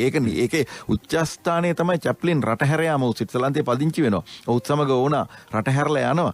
අවසානයේදී වුණා කියන්නේ මේ යොගිනි ඔනෙල්ගේ දුව පසුව වුණ තීරණය කරනවා ඇමරිකානු පුරවැසි භාවය අත්හරින්න. චැප්ලින් මියනතෙක්ම ඇමරිකානු පුරවැසියෙක් නෙමෙයි. ඔහුගේ ඒ ස්ථිර පදිංචියේ තිබුණාට ඔහු ඇමරිකන් පුරවැසි භාවය ගන්න නැහැ. ඔහුට ප්‍රශ්න කරනවා මේ කාලේදී. අයියෝ ඔච්චර මේ එහෙනම් මේ රටට ඇවිල්ලා සල්ලි හම්බ කරනවා. එතකොට ඔහු කියනවා ඉතින් මම සල්ලි හම්බ කරනවා මම බදුත් ගෙවනවානේ. මම කිසි දෙයක් වංචා කරලා නැහැ. මම ඔබට නියමිත විදිහට බදු ගෙවලා තියෙනවා. එහෙනම් අයියෝ ඔබ පුරවැසිකම ගන්න නැත්තේ. ඔහු කියනවා නෑ මට පුරවැසි ගැනීම ගමන් අවශ්‍ය නැහැ. නමුත් මම මගේ යුතුයකම් ඉෂ්ට කරලා තියෙනවා. ඒ වගේම චැප්ලින් විවේචනයට ලක් වෙනවා පළවෙනි ලෝක යුද්ධ සමයේදී යුද සේවයට බැඳුන්නේ නැහැ කියලා.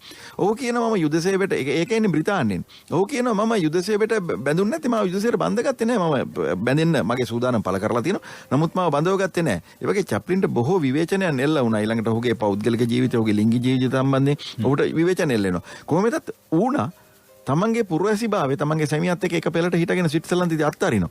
මේ පුරවැසිකම අත්හැරීමේදී ඇයට ඇමරිකානු තානාපති කාර්යාලයෙන් ඇරියුම් කරනවා ඇවිල්ලා ඒක පිළිබඳ කරුණු දක්වන්න කියලා. චැප්ලින් බොහොම කේන්තියෙන් එතනට යන්නේ. චැප්ලින් ඉඳනවා තව වතාවක් තමන්ව අසහනයටපත් කරන තමයි මේ හදන්නේ කියලා. ඔහුට එතෙන්දී පැහැදිලි කරලා කියනවා නෑ චැප්ලින් මහත්මයා අපි මේ කතා කරන්නේ කෙනෙක් ඇමරිකානු පුරවැසි භාවය අත්හරින්නේ නම් මේ පුරවැසි භාවය අත්හරින්නේ සිහිබුද්ධියෙන්ද කියලා දැනගන්න තමයි අපි මේ සම්මුඛ පරීක්ෂණය කරන්න කියලා. නමුත් ඌණා ඒ පුරවැසිකම අත්හරිනවා. අත්හැරලා චැප්ලින් එක රැඳෙනවා. ඉතින් මෙහෙම මේ කියන්නේ මං කියන්නේ චැප්ලින්ගේ ජීවිතේම තමයි ඔහුගේ සිනමාව හැට ප්‍රතිනිර්මාණය වෙන්නේ. ඔහු හරි අවංකයි එතනදී. ඔහු ඉතාමත්ම අවංකයි. ඒ වගේම තමයි චැප්ලින්ගේ මේක විශ්මයක් වෙන්නේ අර ෂෙල්ටන් කියන වගේම චැප්ලින් විධිමත් අධ්‍යාපනයක් කළා. ඔහුගේ ජීවිත කතාව එක තැනක කියන ඔහු පාරේ යනකොට ෂෝරූම් එකක ලිමුසින් කාර් එකක් දකිනවා. ඒතර ඔහු ගිහලා කියනවා මේ කාර් එක කීයද? ඒතකොට විශාල මුදලක් කියනවා. ඔහු කියනවා මේක මගේ ගෙදරට එවන්න. එතකොට ඔබ මේක එලවලා බලන්න නැද නෑ මට ඩ්‍රයිවිං බෑ මට ඒක හිත මට ඒක එලවලා බලන්න අවශ්‍යතාවය නැහැ. ඒ තරමට සල්ලි තිබිච්ච පුද්ගලයෙක්. ඉතින් අනිත් පැත්තෙන් ඔහු අධ්‍යාපනය ගැන හරි අපූර්ව දෙයක් කියනවා. මං හිතන්නේ මේක හරි අපිට වැදගත් මේ චැප්ලින් කොහොමද මේ දේම වෙන විදිහකට ආර්.කේ. නාරයන් පස්සේ කාලේ ස්වාමි සහ යාළුවෝ පොතේ කියනවා මට හම්බ වෙනවා. මොකද අධ්‍යාපන ක්‍රමය තුල අධ්‍යාපනයේ කොයිතරම් දුරට සිසුවාට ගෝචර වෙන්නේ නැත්නම් ඔහුට රසවත් අත්දැකීමක් බවට පත් කරනවාද කියන එක මත තමයි තීරණය වන්නේ අධ්‍යාපනයේ විශිෂ්ටත්වය. ඒ කියන්නේ අධ්‍යාපනයේ සාර්ථකත්වය. චැප්ලින් අධ්‍යාපනය ගැන කියන දේ මෙහෙම ඔහු කියනවා පාසල යනු දැන් නව දිගන්තයන්හි ආරම්භම විය. ඔහුට අලුත් හොරයිසන් එකක් අලුත් හිතියක් විවර වෙනවා. ඉතිහාසය, කවිය හා විද්‍යාව. ඒත් ඇතම් විෂයන් අමීරි හා මූසල වී අන්න. ඔහුට හරියට මේක කියා දෙන්න තමත් ගුරුවරු හම්බ වෙලා නැහැ. විශේෂයෙන්ම අංක ගණිතයේ වෙන්නකි. අපි දන්නවා ලංකාවෙත් ගණිතය කියලා කියන විශාල ප්‍රශ්නයක්. එහි ඇතුළත් එකතු කිරීම හා අඩු කිරීම මගින් ලැබුණේ ලිපිකරුවෙක්ගේ හා මුදල් ගණදිනු සටහන් පොතක් පිළිබඳ ප්‍රතිරූපයකි. අදටත් ගණිතය රසවත් විෂයක් බවට පත් කරන්න අපි කොයිතරම් දුරට අසමත් වෙලා තියෙනවද? මේ විෂයේ උපරිම ප්‍රයෝජනය වූයේ රැවටීම් වලට ලක්වීමට එරෙහි ආරක්ෂාවක් පමණි. ඔහු ලියනවා ඒත් ඉතිහාසයේ යනු දුෂ්ටත්වය හා ප්‍රචණ්ඩත්වය නිරන්තරයෙන්ම ඇදී ගියා වූ රජුන් ඝාතනය, රජුන් විසින් බිසෝවරුන් හා සහෝදරයන් හා බෑනාවරුන් ඝාතනය කරනු ලැබීම පිළිබඳ වාර්තාවක් පමණි. භූගෝලය යනු සිතියම් හැර අන් දෙයක් නොවේ.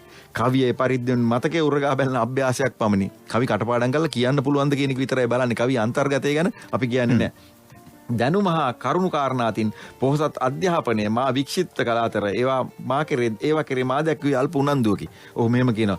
ඉදින් යමෙක් අලෙවි ප්‍රවර්ධන කුසලතා විදහමින් මගේ මනස කිති කැවිය හැකි වන ආකාරයේ ප්‍රබෝධමත් පෙරවදනක් මේ සෑම විෂයක් සම්බන්ධයෙන් ඉදිරිපත් කළේ නම් කරුණු වෙනුවට මා වෙත විචිත්‍ර චින්තාවන් ගෙනාවේ නම් අංකවල විද්‍යාවන් මගින් මා තුළ කුතුහලය හා විමතිය මතු කළේ නම් සිතියම් මගින් මා රෝමාන්තිකවාදියෙකු බවට පත් කළේ නම් ඉතිහාසය පිළිබඳ කිසියම් දෘෂ්ටියක් මට සැපයුවේ නම් හා කවියේ සංගීතවත් බව මට ඉගැන්වුවේ නම් මා මහා ප්‍රඥෙක් වීමට ඉඩ තිබිනි. මේ තියුණු උපහාසාත්මක කතාවක් ඔහු කියන්නේ ඒ තිබිච්ච අධ්‍යාපනයේ අසාර්ථක බව. මේකම හරි අපූර්වට තියෙනවා ආර්.කේ. නාරයන්ගේ ස්වාමි සහ යාළුවෙක්. ඒකත් ඒත් ගණන් පාඩමක්. ඒ ගණන් පාඩමේදී තියෙන්නේ මගේ ළඟ ඇනා මෙන්න මෙච්චරක් තිබෙනවා. අඹ ගෙඩියක් ඇනා මෙච්චරයි. එතකොට මට මේකෙන් අඹ ගෙඩි කොච්චර ගන්නට පුළුවන්ද? එතකොට ස්වාමි කල්පනා කරන්නේ මේ අඹ ඉදිලාද, පැහිලාද, ගැට අඹ නම් මෙච්චර ගාණක් වීදම් කළා. මොකටද මේවා ගන්නෙ? මෙන්න මේ ගැටුම මේ ગેප් එක මේ පරතරය හැමදාම අපේ අධ්‍යාපන ක්‍රමය ඇතුළේ තිබුණා. ඒක විශේෂයෙන්ම මේ විෂයක් කොහොමද සාර්ථකව දරුවෙකුට උගන්වන්නේ? මේ චැප්ලින් බරපතල විවේචනයක් මේ අධ්‍යාපන ක්‍රමයේ පිළිබඳව කරන්නේ. ඉතින් ඔහු කියන මම මහා ප්‍රඥෙක් වෙන්න ඉඩ තිබුණා කියලා. ඒ වෙන විටත් ඔහු මහා ප්‍රඥෙක් තමයි. ඒක ඇතුළත උපහාසය දෙන මේ චැප්ලින්ගේ ජීවිතේ හැම මොහොතකම අපි බරපතල විදිහට අත්විඳින උපහාසයක් උත්ප්‍රාසයක් තියෙනවා. ඔහුට අර ආචාර්ය උපාධියක් පිරිනමන්නට ගියාම සිද්ධ වෙච්ච කලබගෑනේ හරි අපූර්වයි මන්තනේ අපිට ඒ ගැන කතා කරන්න පුළුවන්. ශනිදා කරලිය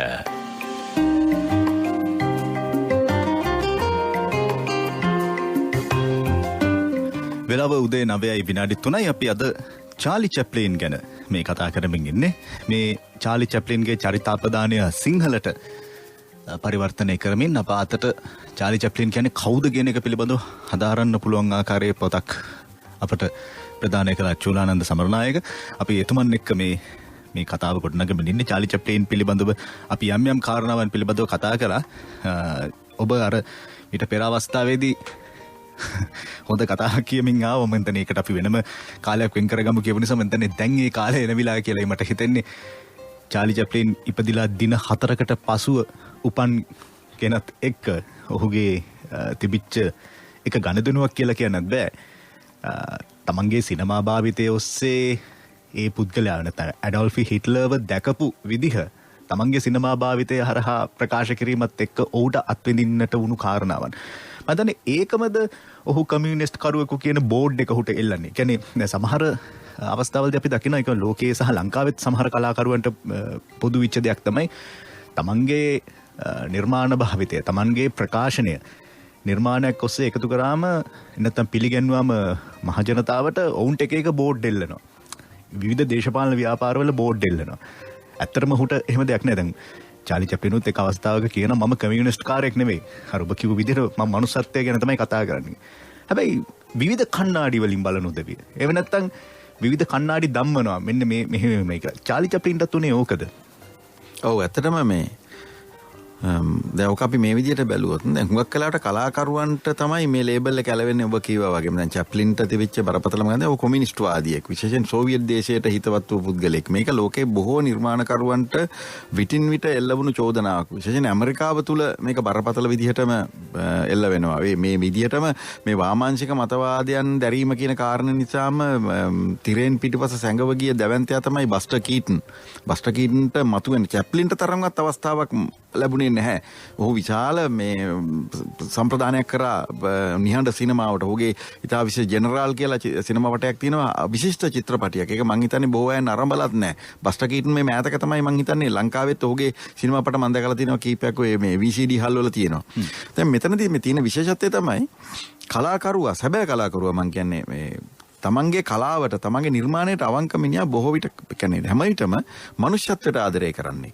මේ මනුෂ්‍යත්වයට ආදරය කිරීම දේශපාලනයට ගැට ගැහෙන තැන තමයි ලෝකයේ මේ මනුෂ්‍යත්වයට ආදරය කිරීම නැත්නම් පොදු මනුෂ්‍යත්වයක් ගොඩනැගීම කියන සංකල්පය බොහෝ ප්‍රබල විදියට කතා කරනවා මාක්ස්වාදය ඇතුලේ. කියන්නේ මනුෂ්‍යත්වය වෙනුවෙන්, මනුෂ්‍යයා වෙනුවෙන්, පීඩිතයා වෙනුවෙන් දේශපාලනය කිරීම කියන අදහස මාක්ස්වාදය තුලින් එනවා. එතකොට කලාකරුවා මනුෂ්‍යත්වය වෙනුවෙන් කතා කිරීමත් එක්කම ਉਹ දැනුවත්ව නොදැනුවත්ව මේ දෙක සමපාත වෙනවා.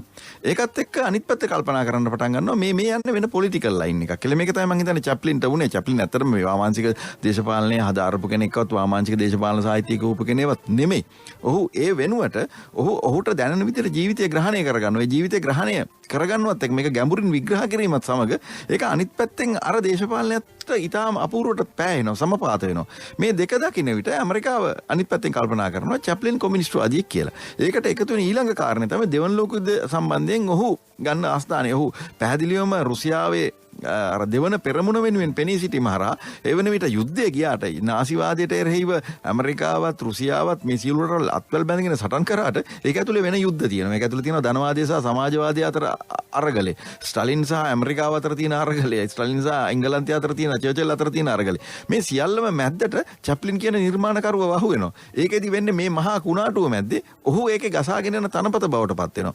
හැබැයි වැඩේ කියලා කියන්නේ චැප්ලින් සතුව තිබිච්ච කුසලතාවය, චැප්ලින් තිබිච්ච ලෝක පිළිගැනීම, චැප්ලින් සතුව තිබිච්ච නිර්මාණාත්මක හැකියාවම තමයි ඔහු මේකෙන් ගලවගන්නේ. එහෙම නැත්නම් චැප්ලින් සමහරට ඔහුගේ මේ ජීවිතේ, ඔහුගේ නිර්මාණ ජීවිතයත් වල දැමෙන්නට ඉඩ තිබුණා. නමුත් ඔහු ඒක වෙන්නට ඉඩ දුන්නේ නැහැ. ඒ වෙනුවට ඔහු පෙරලා නැවත සමාජය තුල මතු වුණා ඔහුගේ නිර්මාණ හරහාම සහ ඔහුගේ මේ දක්ෂකම තුලින්. මතනේ ඔහුව වඩාත්ම ආందోලනයට ලක් වුණු නිර්මාණය තමයි මම අහලා තියෙන විදිහට. ඔබත් මේ කෘතියේ සඳහන් කරලා තියෙන විදිහට The Great Dictator.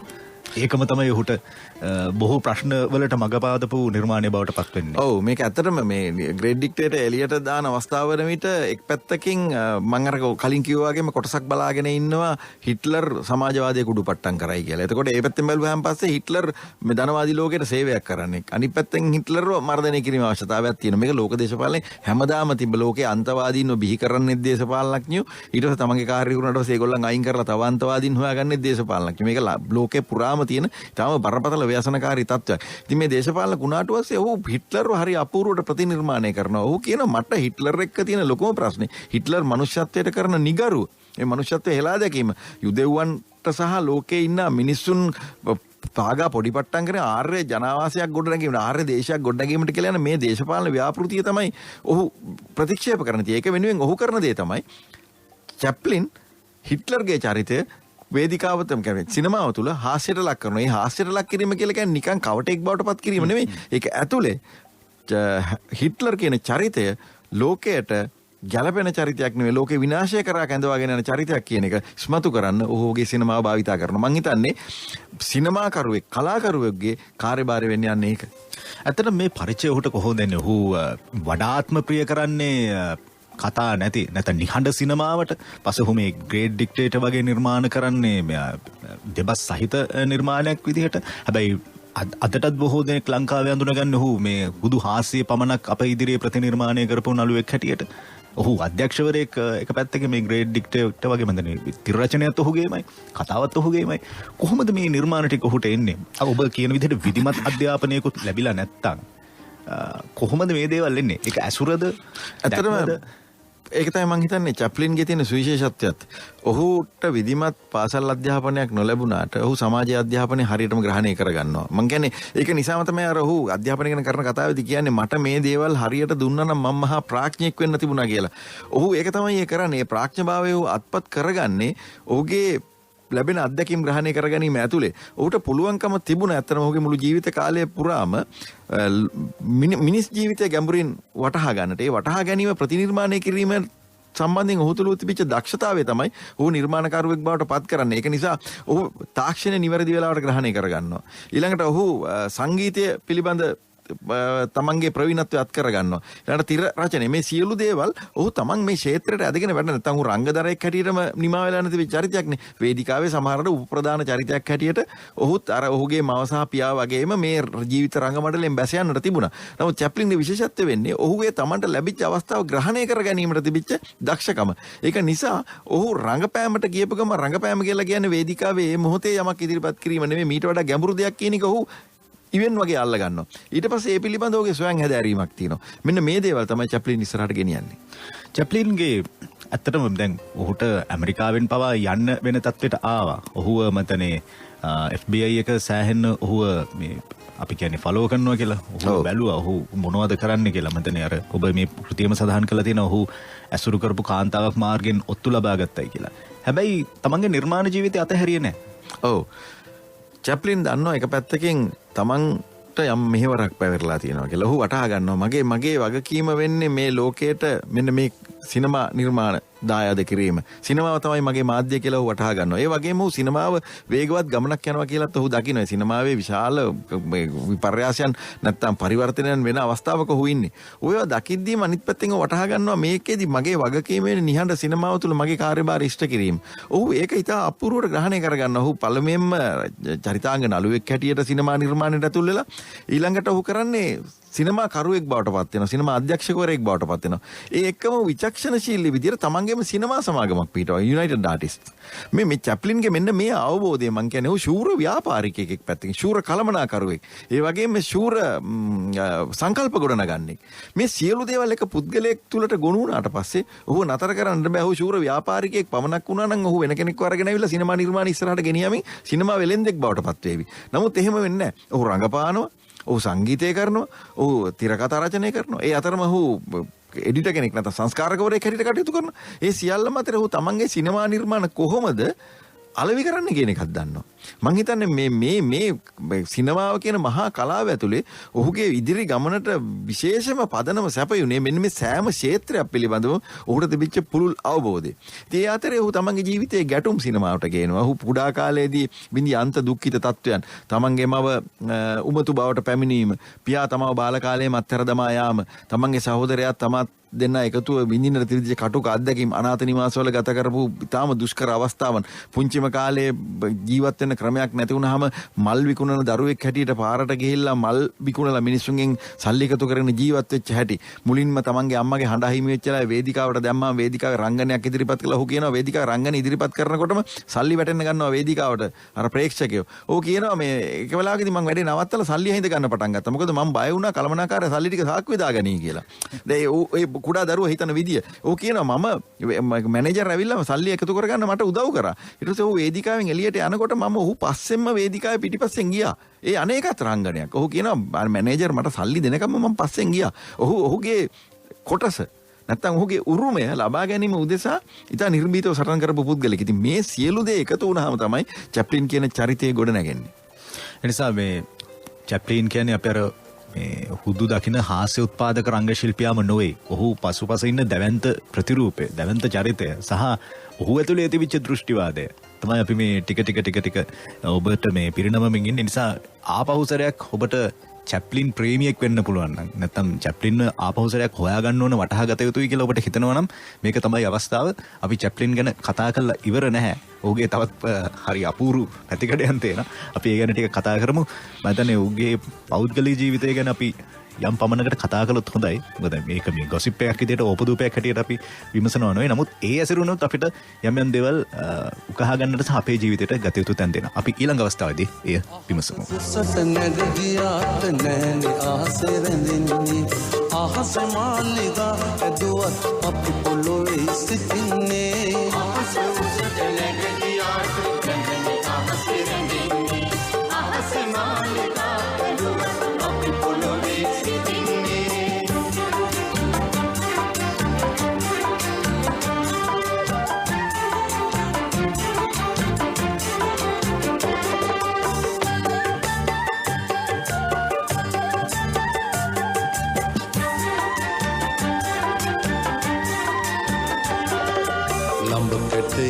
අත්වාරුව විත්ති දිගේ නගින්නේ.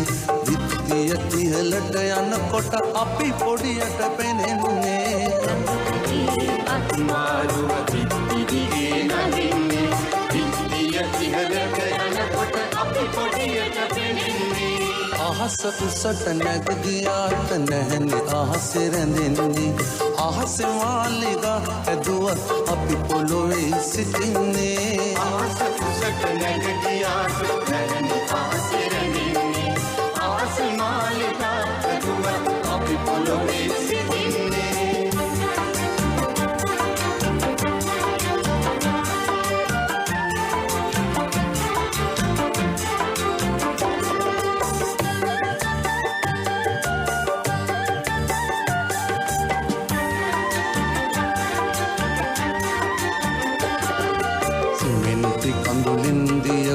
සත් මහලයි තනන්නේ.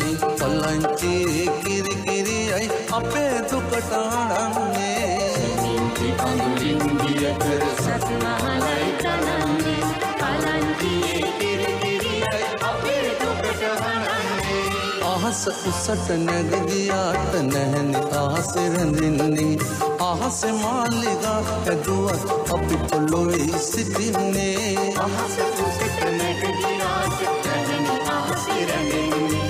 අහස මාලිගා ඇදුවත් අපි පොළොවේ සිටින්නේ.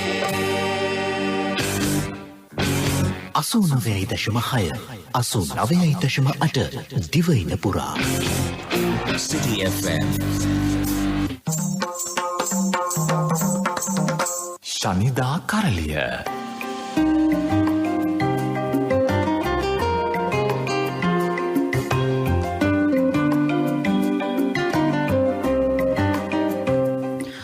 කලාකරුවා යනු ලොව අන්කවර පුද්ගලයෙකුට වඩා ජීවිතය හා සත්‍ය ගවේෂණයේ යෙදෙන්නා වූ ගැඹුරු එමෙන්ම අනුරාගී බවින් දිවිගෙවන්නා වූද පුද්ගලයෙකු යන්න වටහාගත් හා ඒ අනුව කටයුතු කළ හැකි සංසුන් කතක් බිරිඳක් කර ගැනීමට මට අවශ්‍යය. මං අපෝසරයක් කියන්නගේ කතාව. කලාකරුවා යනු ලොව අන් කවර පුද්ගලයෙකුට වඩා ජීවිතය හා සත්‍යය ගවේෂණයේ යෙදෙන්නා වූ ගැඹුරු එමෙන්ම අනුරාගී බවින් දිවිගෙවන්නා වූද පුද්ගලයෙකුය යන්න වටහාගත් හා ඒ අනුව කටයුතු කළ හැකි සංසුන් කතක් බිරිඳක් කර ගැනීමට මට අවශ්‍යය.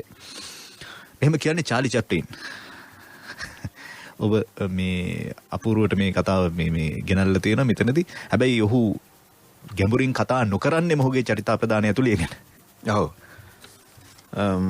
චැප්ලින් ඇත්තටම ජීවිත කතාව ලියනවා කියලා අදහස් කරලා ඒක ගැන කිව්වහම ඒක නවකතාකාරයෙක් ඔහුට කියනවා මේ උඹට ඕක කරන්න පුළුවන්ද කියලා මට සැකයි කියලා. ඔහුගේ චරිතාප්‍රදානය ලියනවා. ඔහු කියන්නේ මේ අය අදහස් කරේ මගේ පෞද්ගලික ජීවිතය නැත්නම් මගේ ලිංගික ජීවිතය පිළිබඳව මට අවංක වන්නට පුළුවන්ද කියන එක පිළිබඳව. ඇත්තටම චැප්ලින්ගේ ජීවිතය කියලා කියන්නේ මේ පැත්ත ගත්තාම විශාල ප්‍රතිවිරෝධයන්ගෙන් ගහණය විච්ච ජීවිතයක්. දැන් ඔහු ඇත්තටම මේ නීත්‍යානුකූල විවාහ 3ක් ඔහුට තියෙනවා. මිල්ඩඩ් හැරිස් කියන ප්‍රංග ශිල්පිනියත් එක්ක විවාහ වෙනවා 1918 ඉඳලා 1920 වෙනකම් අවුරුදු 2යි මේ විවාහය පවතින්නේ.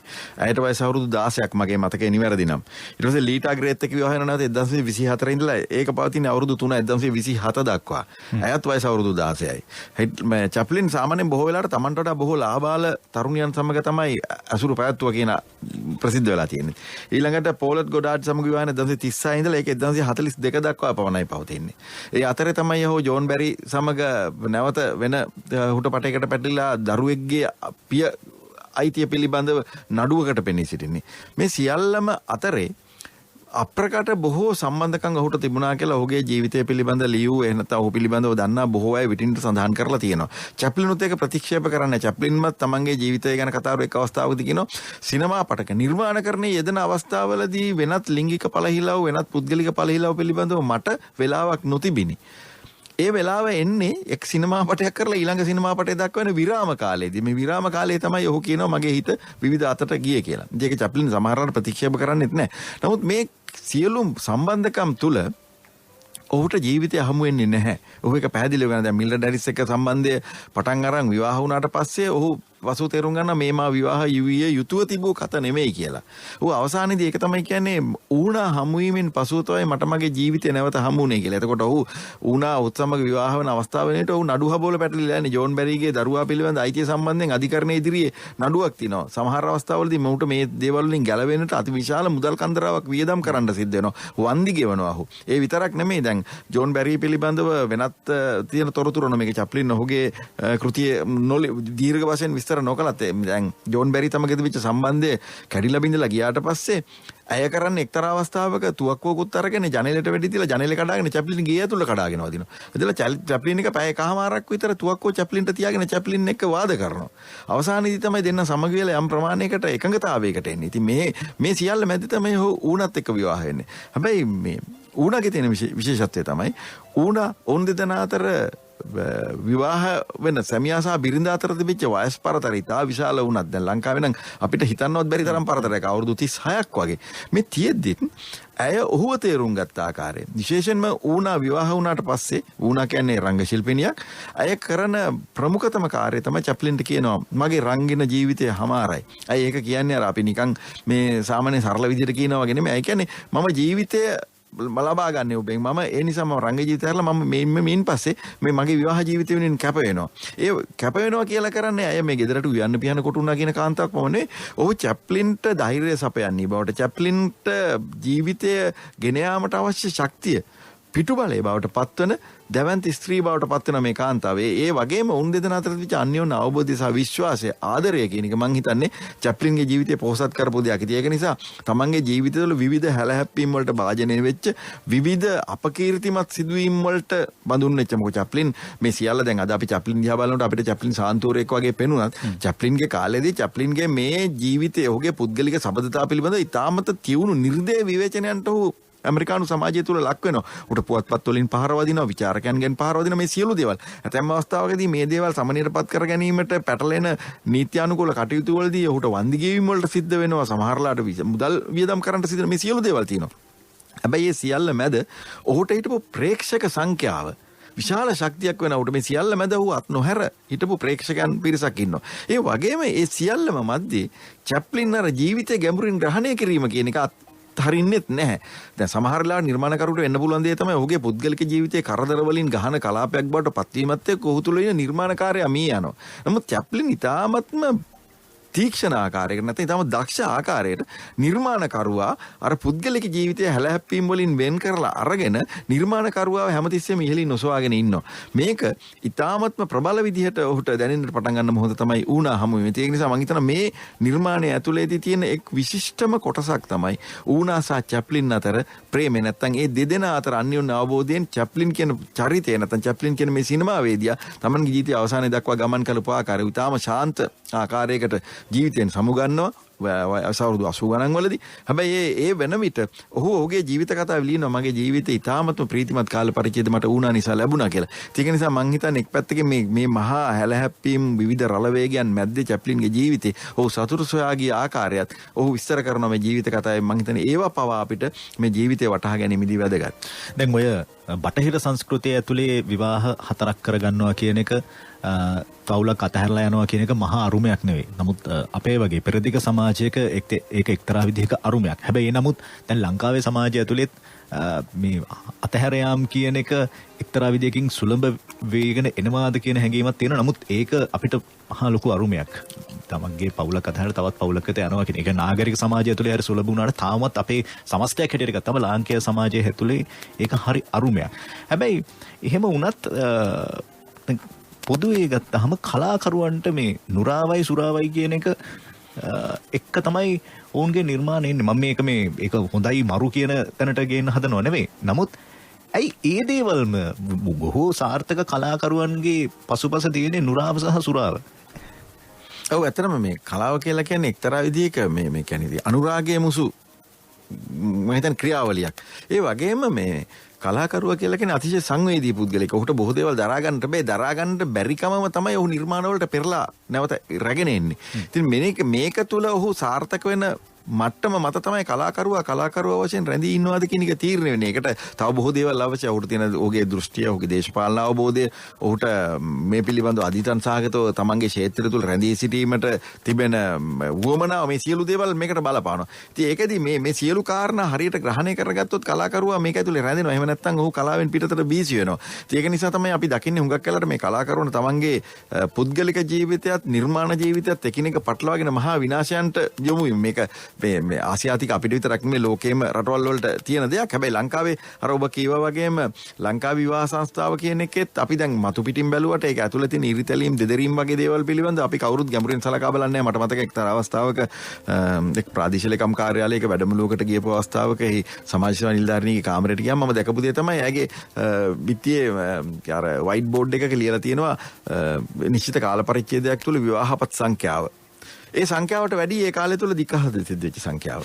දැන් අපි හිතනවා මේ පවුල හරි සුරක්ෂිතයි මේ සමාජය ඇතුළේ කියන්නේ නැහැ. මේවා පුපුරා යමින් තියෙනවා. ඉතින් ඒක මම කියන්නේ මේ අවබෝධය මත ගොඩනැගිය යුතු බැඳීමක් තමයි විවාහය කියලා කියන්නේ. අවබෝධය වෙනුවට නීත්‍යානුකූල නැත්නම් අර අත්සන කියන එක පාදක කරගැනීම ඇතුලේ අපි හුඟක් ජීවිතේ විනාශයන්ට යොමු කරගන්නවා. කලාකරුවෝ තමන් අතිශය සංවේදී බවට පත්වීම නිසාම ඒ සංවේදීකම තුල තමන්ගේ නිර්මාණ ජීවිතය පොහොසත් කිරීම වෙනුවට තමන්ගේ ජීවිත විවිධ පටලැවිලි වලට යොමු කරගත්තාම කලාකරුවාත් මිය යනවා. හුඟක් වෙලාවට කලා ජීවිතයත් මිය යනවා. චැප්ලින්ගේ පෞද්ගලික ජීවිතයේ ප්‍රතිඵලයක් හැටියට ලොලීටා පාඨක සමාජයට එනවා. ඒක නැත්තම කියමු. ඔව් ඇත්තටම දැන් මම අර කලින් කිව්වා වගේම චැප්ලින්ගේ ජීවිතේ පුරාම තිබිච්ච දේ තමයි ඔහු බොහෝ විට උට වඩා විශාල වශයෙන් බාල තරුණයන් කෙරේ තමයි ඇදීගෙන යන්නේ. ඒකේ අනිත් පැත්තක් තියෙනවා. දැන් චැප්ලින් ඉතාම ජනප්‍රිය චරිතයක් වෙනාට ඔහුට තියෙන ආකර්ෂණයත් වැඩි. මේ ආකර්ෂණය ඇතුලේ මම ඒක සාධාරණීකරණය කරනවා නෙමෙයි. නමුත් චැප්ලින් බොහෝ විට ස්ත්‍රී ලෝලියෙක් බවට පත් වෙන්නේ එක් පැත්තකින් ඔහුට තිබිච්ච ආකර්ෂණයත් බලපානවා. ඊළඟට ඔහුගේ ජීවිතය අර කියනවා වගේ සිනමා පට දෙකක් අතරදී මගේ අර ජීවිතය වෙන පැත්තකට යොමු වෙන කාලේ ඔහු ඒක නොකිය කියනවා. මේ සියලු කාරණා මැද්දේ තමයි මේ චැප්ලින්ගේ මේ ජීවිතය හැලහැප්පීම ආරම්භ වෙන්නේ. ඉතින් මං හිතන්නේ ඒවා මේ කියන්නේ චැප්ලින්ට ඒවට සමාජයෙන් ලැබෙන්න ඕන විවේචනත් ලැබෙනවා. ඔහු ඒවට මං හිතන්නේ ඔහු තමන්ගේ ජීවිතය නිවැරදි කරගන්න දරපු උත්සාහයන් උදාහරණයක් හැටියට ඔහුගේ විවාහයන් තුනම ඔහු නැවත දිකාහදයන් බවට පත් වෙන්නේ ඔහුට මේ විවාහයන් පවත්වාගෙන යන්නට බැරිකම නිසාම. ඉතින් ඒවැදී ඔහු තාමත්ම මං හිතන්නේ නීත්‍යානුකූලව ඒවායින් වෙන් වෙනවා. ඒවැදී අවශ්‍ය කියන්නේ සමහරලාට විශාල මුදල් ගෙවීම් සිද්ධ වෙනවා. ඒ සියල්ල මතර තවත් දෙයක් තියෙනවා. අර එඩ්නා පර්වියන්සේ කියන රංග ශිල්පිනිය සමග ඔහුගේ ඉතාමත්ම සමීප ඇසුරක් තියෙනවා. ඒ සමීප ඇසුර මං හිතන්නේ අනිත් සියල්ලටම වඩා ඉතාමත් සියුම්ව බැඳීගෙන ගියපු දෙයක්. මරණය දක්වාම චැප්ලින්ගේ සමාගමෙන් වැටුප් ලබන මිතුරියක් බවට අය පත් වෙන පසුකාලීනෝ එන්නත් පසුකාලීනෝ තේරුම් ගන්නවා චැප්ලින් සහ තමන් අතර තිබිච්ච ඒ සමීප සම්බන්ධතාවය ඇතුළේදී දෙදෙනාට හරියට වුන් එකිනෙකා තේරුම් ගන්නට බැරි වුණා කියලා. එයා ඊටාමත් දුරින් ඉඳගෙන අවසානයේදී බලාගෙන ඉන්නවා චැප්ලින් තමන්ගේ ජීවිතේ ගොඩනගා ගන්න හැටි වුණත් එක්ක. මම හිතන්නේ ඒක මේ මානව සම්බන්ධතාවවල තියෙන සංකීර්ණතාවය වගේම ඒ මානව සම්බන්ධතාවවල තියෙන විචිත්‍රත්වයත් හරි අපූර්වට විග්‍රහ කරන අවස්ථාවක් තමයි එඩ්නා සහ චැප්ලින් අතර සම්බන්ධය. එහෙම තමයි පසුව මතනේ සම්බන්ධයම තමයි ලොලිට කෘතිය එන්නේ. එන්නගේ සම්බන්ධය නෙමෙයි මට මතක හැටියට මට ඒක හරියටම දැන් මේ මොහොතේ මතක් වන්නේ නැහැ. එතන ඔබේ කෘතියට පැත්තට ගියොත් ඒ ගැන යම් අදහසක් ගන්න පුළුවන්. ඔබ ඒ පිළිබඳව සටහන් කරලා තිබ්බා. මගේ මතකනේ මේ වස්තු බීජය සැපෙන්නේ චැප්ලින් සහ ලීටා. ඔව් ලීටා ග්‍රේ. ලීටා ග්‍රේ කියලා කියන්නේ මං කිය අර වයස අවුරුදු 16 දෙවෙනි විවාහය. ඒක තමයි හේතු වෙන්නේ. ඒ නිසා මේ චැප්ලින් අර සිනමා නිර්මාණ කරන විතරක් නෙවෙයි ඔහුගේ පෞද්ගලික ජීවිතයත් තවත් නිර්මාණ වලට මුල පිරුණා තියෙනවා. ඔව්. ඒ නිසා ඒක හරි විශේෂ අවස්ථාවක්. අපි මේ ගීතෙන් අනතුරු එන්නේ අවසන් අධීරට චැප්ලින් ගැන අපි මේ කතා කරමින් සොයමින් විමසමින් සිටින්නේ.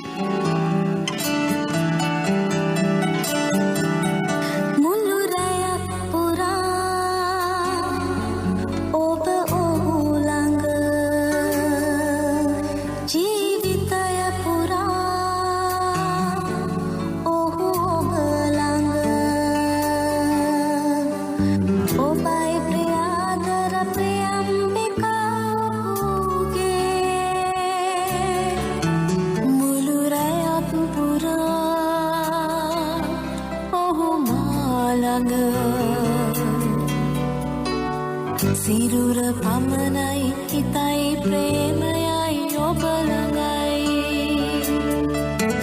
මුළු රැය පුරා ඔබ ළඟ ජීවිතය පුරා ඔහු ඔබ ළඟ ඔබයි ප්‍රියාදර ප්‍රියම්බිකා මුළු රැය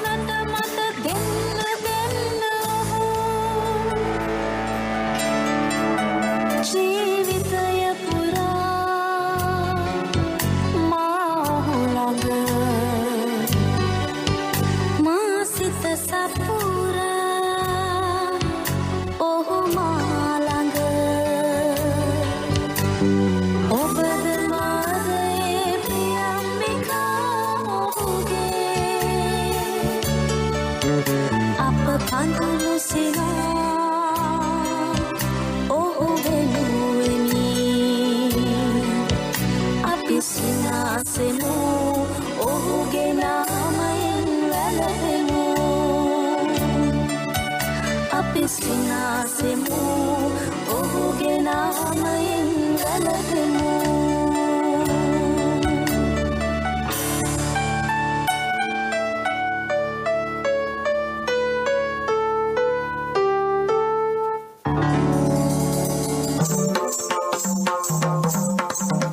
ශනිදා කරලිය අද අපේ ශනිදා කරලින් චාලි චැප්ලින් පිළිබඳව මේ විමසීමක් කරමින් හිටියේ සමහර විට ඔබ චාලි චැප්ලින් පිළිබඳව දැනගෙන හිටපු රාමුවට වඩා වෙනස් රාමුවක් වෙනත් රාමුවක් වෙත ඔබේ අවධානය යොමු කරන්නට අපි බලාපොරොත්තු වෙන්නේ චාලි චැප්ලින් හුදු හාස්‍ය රංගන ශිල්පියෙකු පමණක්ම නොවේ ඉන් එහා ගිය ලෝකයේ පිළිබඳව සමාජයේ පිළිබඳව ලොකු හැදෑරීමක් තියෙන මනුෂ්‍යත්වය වෙනුවෙන් පෙනී හිටපු කලාකරුවෙක්. අපි ඔහු පිළිබඳව විමසමින් සිටින්නේ. චුලානන්ද සමරනායක මහත්මයා මේ මගේ දිවිසැරිය නමින් චාලි චැප්ලින් විසින් රචනා කරන ලද ඔහුගේ ස්වයං චරිතාපදානය සිංහල බසෙන් අප අතට පිරිනැමුවා. ඒ නිසාම තමයි අපි චාලි චැප්ලින් පිළිබඳව බොහෝ දේවල් දැනගන්නේ. ඒ දැනගත්ත දේ පිළිබඳව යම් විදිහක විමසීමක් තමයි අපි මේ අද ශනිදා කරලිය ඔස්සේ සිදු කරමින් ඉන්නේ. අපි මෙතන තව කතා කළ යුතු බොහෝ දේවල් තිබෙනවා චාලි චැප්ලින් පිළිබඳව. ඒ නමුත් අපි මේ වැඩසටහනේ අවසාන භාගයේ ඉන්න නිසා චාලි චැප්ලින්ව හෙලා දැකපු චාලි චැප්ලින් කරන කියපු දේවල් පිළිබඳව අවධානයෙන් හිටපු ඇමරිකාවම පසු කාලීනව අපින් උනේ වැරද්දක් කියන එක තේරුම් ගන්නවා. ආපහු ඔහුට ඇමරිකාවට එන්න ඇරයුම් කරනවා. ඔහුව අභිනන්දනය කරනවා. එක්සත් රාජධානියේ නයිට් පදවියක් පවා ඔහුට පිරිනමනවා. අද ලෝකේ ගොඩක් තැන්වල ලෝක තමයි වෙලා තියෙන්නේ. අලුත් දෙයක් වෙනස් දෙයක් කරන මිනිස්සු දිහා ඒ කරන අවස්ථාවේදී පටන් ගන්න අවස්ථාවේදී වපරහෙන් බලන විවිධ චෝදනා එනවා. හැබැයි කාලයක් ගියාට පස්සේ තමයි වුන් කරපු දේ හරි කියන එක ලෝකයට ඒතු යන්නේ, තේරුම් යන්නේ. හැබැයි සමහරවිට එතකොට අපිට මේ දේවල් පිළි අරගෙන ආපහු අපිට නිවැරදි වෙන අවස්ථාවක් තියෙනවා. හැබැයි එහෙම නොවන අවස්ථාවන් තමයි ගොඩක් වෙලාවට ලෝකේ ඔබට අපිට අත්විඳින්න සිද්ධ වෙලා තියෙන්නේ. ඔව් මම හිතන්නේ චැප්ලින්ම ජීවිතයේ එක තැනක කියනවා මේ you will never find rainbows if you are looking down. ඔබ බිම බලාගෙන යන්නේ නම් ඔබට දේ දුන්නක් දැකිය නොහැක කියලා. මම චැප්ලින්ගේ ජීවිතේම තේමා පාඩේ වගේ මේක. ඔහු බොහොම විවෘත මනසකින් ලෝකෙ දිහා බලපු, ඒ නිසාම ලෝකේ බොහෝ දේවල් දැකපු කෙනෙක්. ඒ දැක්ම නිසාම අර ඔබ කීවා වගේ මනුෂ්කම ඔහුට ඇමරිකාවෙන් ගර්හාවට ලක්වන්නට සිද්ධ වෙන. ඔහු ඇමරිකාව හැර යනවා. ඔහු නිසි අවස්ථාවේදී ආයි දෙපාරක් හිතන්නේ නැහැ ඔබටම ආයෙපා නම් මම පිට යන්නට සූදානම් කියලා තමයි ඔහු යන්නේ. ගිහලා ස්විට්සර්ලන්තේ පදිංචි වෙනවා. නමුත් පසු කාලීනව ඇමරිකාවත් ආපහු කල්පනා කරනවා අපාති විශාල වරදක් සිද්ධ වුණා. මේ නොවිය යුතු දෙයක් වුණේ මොකද විශ්ව පුරවැසියෙක්ව ප්‍රතික්ෂේප කිරීම කියන එක සිහිබුද්ධිය ඇති මිනිස්සු කරන දෙයක් නෙමෙයි. ඒ නිසාම නැවත වතාවක් ඔහු චැප්ලින්ට ආරාධනා කරනවා ඇමරිකාවට. චැප්ලින් බොහෝසේ කල්පනා කරලා චැප්ලිනුත් සියලු නොමනාපයන් අමතක කරලා තමයි ආපහු ඇමරිකාවට එන්නේ. ඔහු ඇමරිකාවට ඇවිල්ලා ඇමරිකාවේ ඒ ජනතාව අමතනවා. අමතලා ඔහු කතා කරනවා. එතනදී ඔහු ඒ සියලු නොහොඳ නෝක්කාඩු අත්හරිනවා. ඒ වගේම ඇමරිකාවත් පෙරලා ඔහුට නිසි ගෞරවය පුද කරනවා. මං හිතන්නේ බිය යුතු දේත් ඒකම තමයි.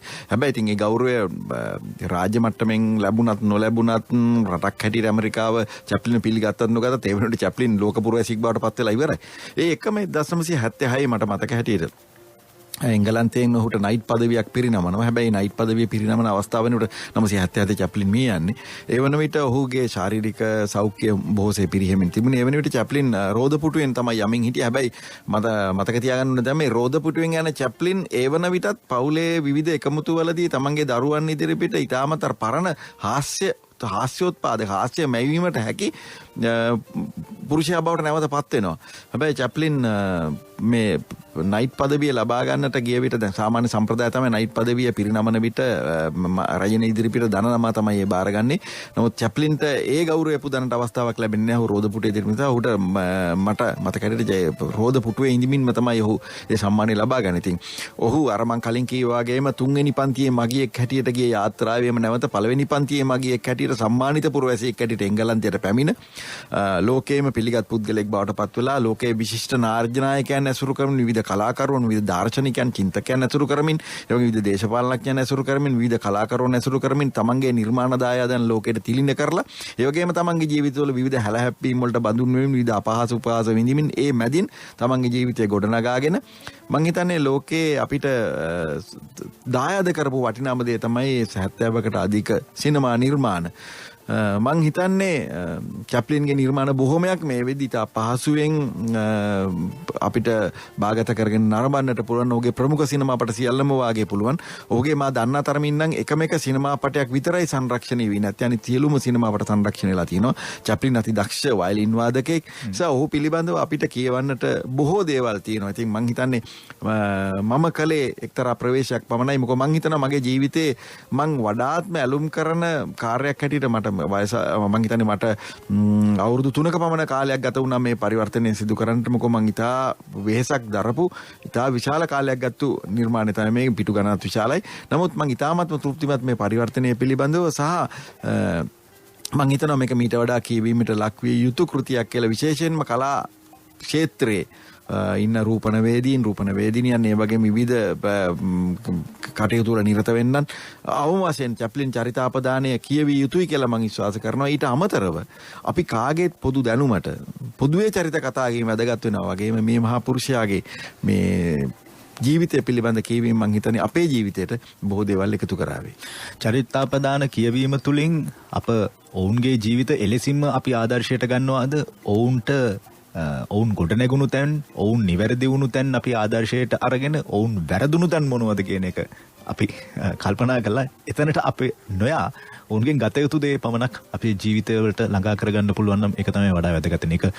කලාකරුවෙක් වෙන්න බලාපොරොත්තු වෙන ඔබට විතරක් නෙවෙයි, පොදු සමාජය තුළ වුණත් මිනිසුන්ට ජීවිතේ වරදින තැන්, හරිය තැන්, ගොඩනැගුණු තැන්, බිඳුණු තැන් වලදී නැගී හිටපු ආකාරය මේ කියන දේවල් අපේ ජීවිතවලට සමීප කරගන්න පුළුවන් නම් ඒක තමයි මේ කෘතිය ඇසුරෙන් චරිතාපදානය ඇසුරෙන්, විශේෂම චරිතාපදානය ඇසුරෙන් බලාපොරොත්තු වෙන දේ. චැප්ලින් මං හිතන්නේ අර ඔහුගේ ජීවිතේ වටිනාම චැප්ටර් එක වැඩි කතා බහට ලක් කරන්න නැතුව ඇති සමහරට ඒ නිසා වෙන්න ඇති. ඔව්. ඇත්තටම මේ අර අනුෂ කියවා වගේම මේ අපි චරිතාපදාන කියවන්න ඕනේ ඒ චරිතයේ බවට පත්වීම නෙමෙයි, අනුකරණයෙන් අපි අත්මි දෙන්නට ඕනේ. මිනිසුන්ගේ ජීවිතයේ වැරදීම් සහ හරියම් කියන දේවල්. දැන් හිට්ලර්ගේ චරිතෙන් පවා අපිට ඉගෙන ගන්නට දේවල් තියෙනවා. ඉඩියමින්ගේ චරිතෙන් පවා අපිට ඉගෙන ගන්නට දේවල් තියෙනවා. සමහරව අපිට තම ජීවිතය තුළ නොවිය යුත්තේ කවරෙක්ද යන්න පිළිබඳව ජීවිතෙන් උදාහරණ සපයනවා. සමහරව අපිට දෙනවා විය යුත්තේ කවරෙක්ද පිළිබඳව. මම හිතන්නේ මේවා පිළිබඳව විධිමත් හැදෑරීමක් කිරීම තුළින් අපිට ගන්නට තියෙන දේවල්. මොකද අපිට බුද්ධිය දීලා තියෙන්නේ අවශ්‍ය දේ ගන්නත් අනවශ්‍ය දේ බැහැර කරන්නටත්. අපිටලා තියෙන්නේ අපි හුඟක් වෙලාට අනුකරණයට තමයි යොමුවන්ට උත්සාහ කරන. දැන් චැප්ලින්ගෙන් පස්සේ චැප්ලින්ව අනුකරණය කරන්න කොච්චරයි උත්සාහ කරගත්තද? දැන් ලංකාවේ හාස්‍ය මවන ආකාරය සමහරවල් බලවම ඇතැම් අය හාස්‍ය මවන ආකාරය දැක්කම අපිට ඇති වෙන්නේ හාස්‍යයක් නෙමෙයි අනුකම්පාවක්. ඒ කියන්නේ අපව හිනස්සන්නට ඕන් විඳින දුක දැක්කයන් පස්සේ ඒක තුල හාස්‍යයක් නෙමෙයි මැවෙන්නේ ඔහුගේ අසාර්ථකත්වය පිළිබඳව වේදනාවක්. ඒ අතරම ඊටමත් තියුණු විදිහට හාස්‍ය මවන්න පුළුවන් පිරිස් අපි අතර ඉන්නවා. හැබැයි ඔවුන් ගොඩනගාගෙන තමන්ගේ අනන්‍යතාවය. මේ තමන්ගේ අනන්‍යතාවය ගොඩනගීම සඳහා මේ දැනුම වර්ධනය කර ගැනීම තමයි අපි කරන්න ඕනේ. නැතුව අනුකරණය කිරීම නොවේ. චැප්ලින් කියන්නේ අනුකරණය කරන්නට පුළුවන් පුද්ගලයෙක් නොවේ මා විශ්වාස කරන ආකාරයට. එතමුන් මේ දෙපිට කැපෙන වචන ඔස්සේ හාස්‍යයක් මවන්න උත්සාහ කරනවා. හැබැයි චැප්ලින් නිහඬ සිනමාව ඇතුලේ එක වචනයක්වත් භාවිත කරන්නේ නැතුව ඔහුගේ හැසිරීමෙන් ඔහු කොච්චර දේවල් අපිට කිව්වද. ඔව්. ඒ නිසා තමයි අදටත් මේ 2021 ෙදිත් අපි චැප්ලින් ගැන කතා කරන්නේ ඊට පසු පරම්පරාව හැටියට. බොහොම ස්තුතියි චුරානන්ද සමරනායක මහත්මයා. අද වැඩසටහනට එක්ක ආසුණාට මේ චැප්ලින් ගැන කතා බහට අපිත් එක්ක එකතු වුණාට. ඔව් ඔබට ස්තුතියි මේ අවස්ථාව අපට ලබා දුන්නාට. එවනම් අපි අද ශනිදා කරලින් ඉක්ම යනවා. හෙළවෙන සතියේ යලිත් සෙනසුරාදා උදේ 8ට මුණ ගැසීමේ බලාපොරොත්තු වෙනවා. ජයග්‍රාහී සතියන්තයක් හැමෝටම.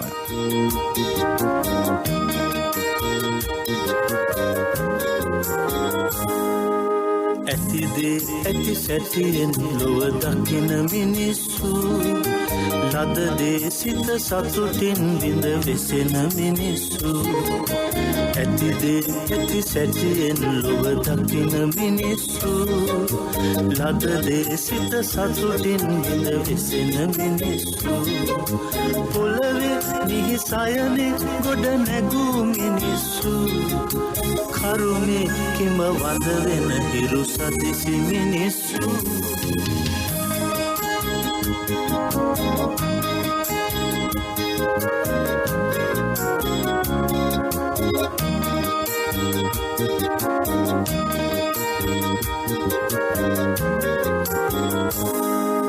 පොළවේ බිම අහසේම බෙදන ලෝකයේ දහමේ ගුණපත් ඉරු තුල නිදන යාමයේ පොළවේ බිම අහසේම බෙදන ලෝකයේ දහමේ ගුණ පත්තිරු තුල නිදන යාමේ ඉඳහිට හෝ සැපමින සිත් සතන් සැනැස්සු කරුමේ කිම වඳ වෙන මල් සදිසි මිනිස්සු